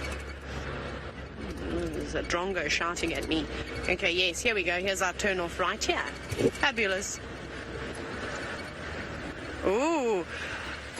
Impala alarm calls around Yuri's house. So Yuri's the landowner of Juma. I wonder where Steve is. There's a hyena on the dam cam. Oh, everybody tune into the dam cam. No, I'm just joking. Put that on another screen. Watch us. Keep watching us. We should have 2 monitors. It's running, Kirsty's saying to me. Go, Zoomies, go. Keep up with that hyena. Thank you for all the hard work that you do. I need to try and figure out where that parrot's nest is. I'm very fascinated about that. Perhaps I'll need to tune in when we're watching the parrots next time on the dam cam. I must be honest. I just tell you everything. I'm a bit of a Safari Live nerd because I sometimes put the dam cam on at night and then I just listen to the sounds of nature, even though I can hear them, but you can hear them much better from the dam cam. Yeah, apparently I'm just a nerd, full stop, says Kirsty. Whatever, I won't listen to that kind of negativity. My mom told me not to. Okay, we're on the little Janet Road now. Let's hope that they're still there. You know what? I wonder how often a genet would change its home if it's got young. I still haven't figured out what you call a little genet. I'm going to go kits, something like that. I think it's a kitten, but then again, I read in one book, I'm not mentioning any names, it was with bat-eared foxes. It was quite funny. They called it a cub, they called it a kit, they called it a pup, all in the same section on bat-eared foxes, and I was like, whoa, okay, that's a bit confusing. They're called kits, little bat-eared foxes, by the way. Okay, so it is always confusing, but I'm pretty sure it's a kitten. Let's see if we're going to have any luck. I'm kind of just relying on memory. Oh no, I'm so sorry. Look at me boasting and bragging about the dam cam, but here you all can't see it. I'm very sorry. There must be some technical difficulties. Perhaps the engineers will be on it and hopefully figure it all out as soon as possible. No pressure, Conrad. Okay, this is where we need to start searching. It was in here somewhere. I might actually have to turn my GPS on my phone. Shall we do that quickly? Let's turn the GPS on my phone. The reason why, and then I'll know exactly where to go. You see, Project Alpha, you say that they're called kittens, and then what was the other one? I'm so sorry, Chris, I didn't hear. Zephyr, you've said they're called kits. Here's the debate, everybody. I'm going to say kittens. I think it's going to be kittens, but the interweb sometimes is not such a reliable source. Okay, now I have to go into this random app. Now I need to find a group. Its name has changed. Okay, there we go. And now I have to find where on earth I sent this. There's Brent. Okay, I think I found it. I think that's it. Let's see if we're close. Shall we go? We're going to go into Google Maps. Open Maps. Careful where you zoom because my internet is on, Sensor. There might be all sorts of messages popping through. Okay, we'll do a slow drive. Okay, we've still got a bit of time. We're on the right road. We're on the right track. It's in walking distance. Here we go. Take us. Take us, internet. No, why are you... It's not even working. Okay, well, I think we're going the right way. We'll just leave it. It's not working. My phone doesn't work very well out here in the bush, but it's on the right-hand side, and I thought it was quite close to this junction over here where the big Balanites tree is. And I'm not going to say what happened there, but somebody fell out of that tree once. I wonder who. Every time we drive past it, Craig can't help but mention that Brent fell out of the tree. In case you wanted to know who fell out the tree, it was Brent. It was such a funny day. Reminiscing. Ooh. Kia, now special request from you said Conrad the Hunk. Everybody, Conrad is one of our engineers, and he needs to get on the job apparently to go and fix that dam cam. So there we go, Conrad the Hunk. Is he blushing, Kirsty? He must be. Conrad would definitely blush. Oh, he's not in there. Oh, he's not even in final control listening to these comments, but he'd go bright red, let me tell you. I've missed it. Can you believe it? I've missed them. Okay, we're going to go back and around. We've got nothing else to do. I think, is Steve going to the alarming impala around camp? Go, Steve. While I try and find the baby Janets. Wait, we go back again. Okay, I'm going to go up and down here until I can see 4 little pairs of eyes in the distance, and hopefully the Janets will still be here. Off you go to Steve to see where he's off to.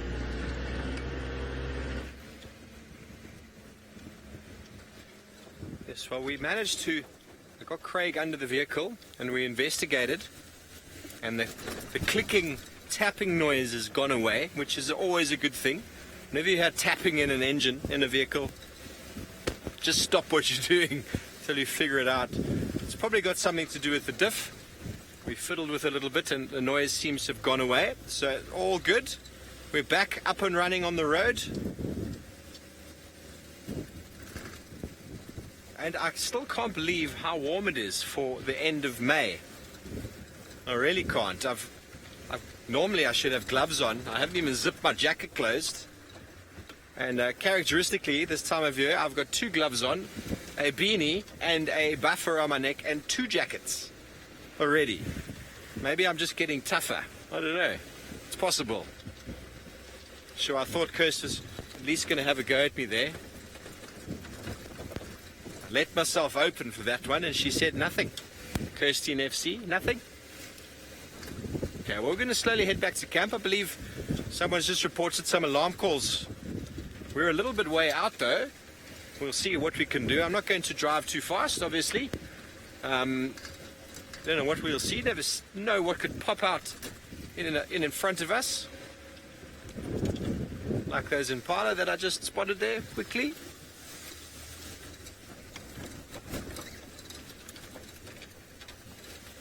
Alalmua, where has Tingana been indeed? We haven't seen him since, was it Monday? Tuesday, trying to remember. Tuesday, I think it was. Tuesday morning. Last we saw him, he was moving along Central, which is this road. It was Monday. He was moving in this sort of direction, and then we lost him in the drainage line.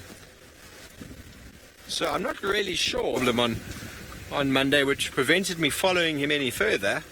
And then I don't know. David tried in the afternoon, but by that stage, I think he'd completely ensconced himself in the thickets. So not quite sure where Mr. T is. Maybe we'll see him on our wonders right now. Maybe it is him at the dam cam that is causing impalas to alarm in and around camp. I'll never be too sure. Be nice to see him again this week. It was quite a nice surprise finding him on Monday.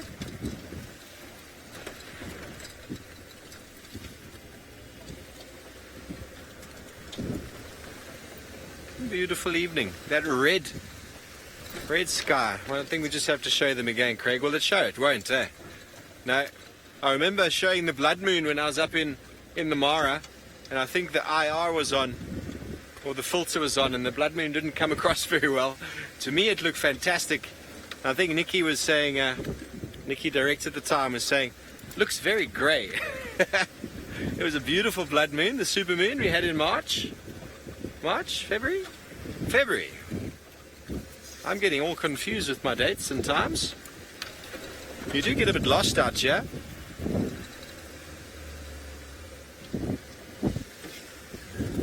Ooh. Menamu's safari vehicles go through a whole lot of maintenance. It really depends on what the damage is, but diff locks and steering arms are a pretty commonplace in this industry, especially considering you do a lot of off-road driving. That's where the damage comes, but just wear and tear, general maintenance is a lot. It's a very expensive tool to have, safari vehicle. very expensive tool to have. You can hear those, I don't know if you can hear those squeaks as we're going past there. With some white-crested helmet shrikes closing down for the night. Okay. To the drainage. Who knows what we might find on the other side. Good luck. I hope you find some bush babies. Anyways, we didn't find the Janets. We found the spot on the GPS, but there was no one home. So then, what we decided to do was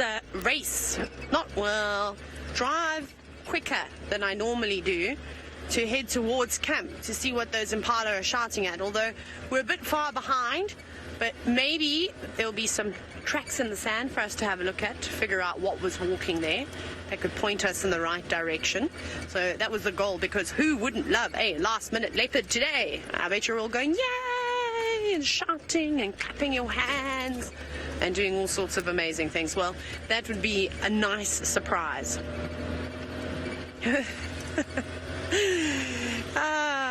So fun. You know what? It's very nice having our directors direct the show, because they all think they're so funny. And then they do make it entertaining for us. Oh, who remembers that tree, Senzo? Do you? That one over there. That is the world famous tree that tore my pants. There we go. No moon in between the fork today. That was this one. And then I did laugh because somebody had said if I'd... Which one? Yes, yeah, someone had actually said it was it this one? Oh, Sensel's saying it was this one, my bad. This is the famous tree. Someone then had a hilarious joke and said if I'd turned around, we would have had 2 moons. Ha ha ha ha ha. That's why I love you all, because you've all got the greatest sense of humor. Okay, let's look. Let us search for this animal, an actual animal. I must tell you, I went to town to look for shorts. They've stopped making the shorts that I like. I'm very upset because I'm very fussy. So I shall have to look elsewhere. The bustling metropolis of Hoedspruit could not help me. But maybe some online shopping. Woohoo, my favorite. Okay, let's look. We're about to jump onto Vuyatela Access. We're going to pass camp shortly. Maybe we'll be able to smell what Amanda's cooking for dinner. Senzo, you normally have the inside scoop. What's for dinner tonight? You think Jerry knows? Jerry in Final Control, please tell us what we're having for dinner. We're starving. Jerry's saying we're just having rice for dinner. Oh, we're having a stir fry. That's exciting. We were talking about what we're going to have for breakfast. Beef lamb stir fry. That's an interesting combination. Beef or lamb. Oh, okay, I was going to say, I don't know if you can have something that goes moo and bah in the same pot. Yes, there will be lots of vegetables. That's typically what is in a stir fry, so I'm excited for that. Okay, we're here now. We're at camp. And then, yes, because Steve is the only vegetarian in camp at the moment, so he gets beans. Steve can have beans and brown rice and old stale brown bread. I'm joking. He doesn't have to have that. Amanda caters for him so well. Sendo's now laughing hysterically, and all I can see is his bright white teeth. Can you imagine? He would be so upset if we served him that for dinner. Do you know what we should do? We should prank Steve tonight, and then for dinner, when it's served, we should just put a can of baked beans on a plate, just like in the can and everything, and be like, there's the microwave. Oh, yes. I know we've got off topic now, I'm sorry, but I promise I'm going to try and find your white-tailed mongoose now. We're getting to the area. I'm searching and also chatting. And then Conrad, if you wanted to prank him, you just have to tell him that we're just having a vegetarian dinner. He cannot survive without meat. He must have meat.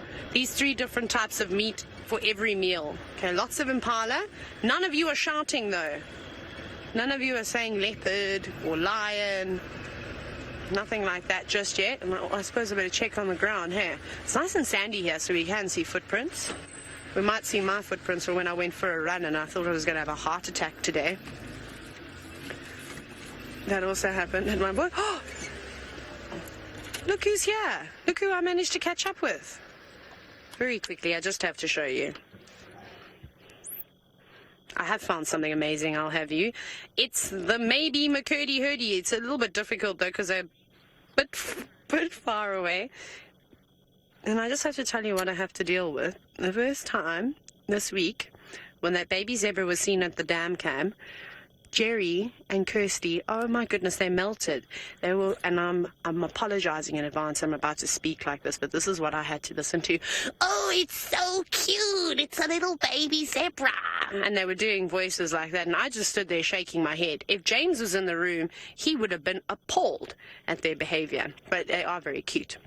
Little zebras, but I did that. Shook my head. My ponytail was swishing from side to side. Although Kirsty's voice is a lot more high-pitched than mine, so you have to just change the tone a little bit. But a pity for the Nkuhumas, because they do not know what's lurking on the open plains of quarantine. I can hear it. Hold on.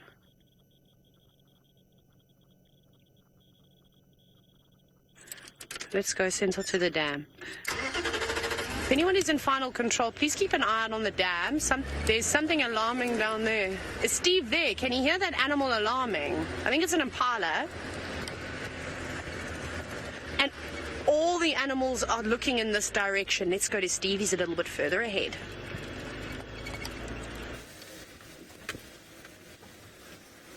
Yeah, well, we found that herd of impala. There's an enormous number of them right in the dam. I'm not going to shine on them. It's not ethical to do that. Only one of them is shouting. The rest of them have their heads down feeding. So that's not a good indication to me of anything of danger around. But we're going to keep checking. Well, it looks like Taylor's had some luck with something nocturnal.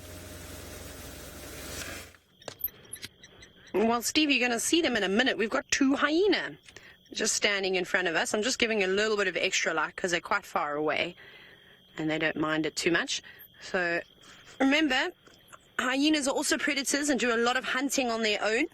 And like I always used to say, in the southern Sabi Sand, we used to see them hunting kudu often. And the kudu would bark as if there was a pride of lions nearby. And that might be what those animals were reacting. Maybe they couldn't quite see what was walking in the distance, but it was a, predator-like figure slinking through the grass. And that would definitely scare some of the animals. But two hyena on the move. Very nice. Now, Conrad the hunk, you all have to thank and blow kisses to and send him all sorts of things because he's managed to fix the dam cam. How awesome. I bet you're all going to be very excited. I don't know who these hyena are. They seem quite comfortable just relaxing. That also explains why the zebra were looking in this direction. I think they were fixated on the hyena. Remember, there's that young foal there. They're also opportunistic feeders, just like the lions. And if those zebras are not keeping an eye on it, and it, wanders a bit too far away from the herd, it's going to find itself snapped up. So hopefully, I don't think that is the McCurdy-hurdy. I don't think that they are. Well, we will never know if they're the McCurdy-hurdy, will we? That's a group of zebra, by the way, that somehow they got dubbed with my surname. I used to spend a lot of time with them. Shall we go up a little bit closer, Sensor? Let's do that, because we're miles away. Put my lights on. So I'm not too worried about just shining the light on them a little bit. They're not hunting at the moment, and I think everything knows that they're here now. I'll do that. Just sit like this. Oh, no, headlights stay on. There we go. I won't have to put my spotlight on. See, there's impala shouting. There's all sorts of things alarming. I think it's because the hyena are here. Look how eerie that shadow is. Big ears.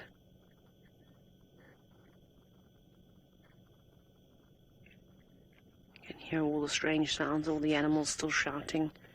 The impala are making the most noise this evening.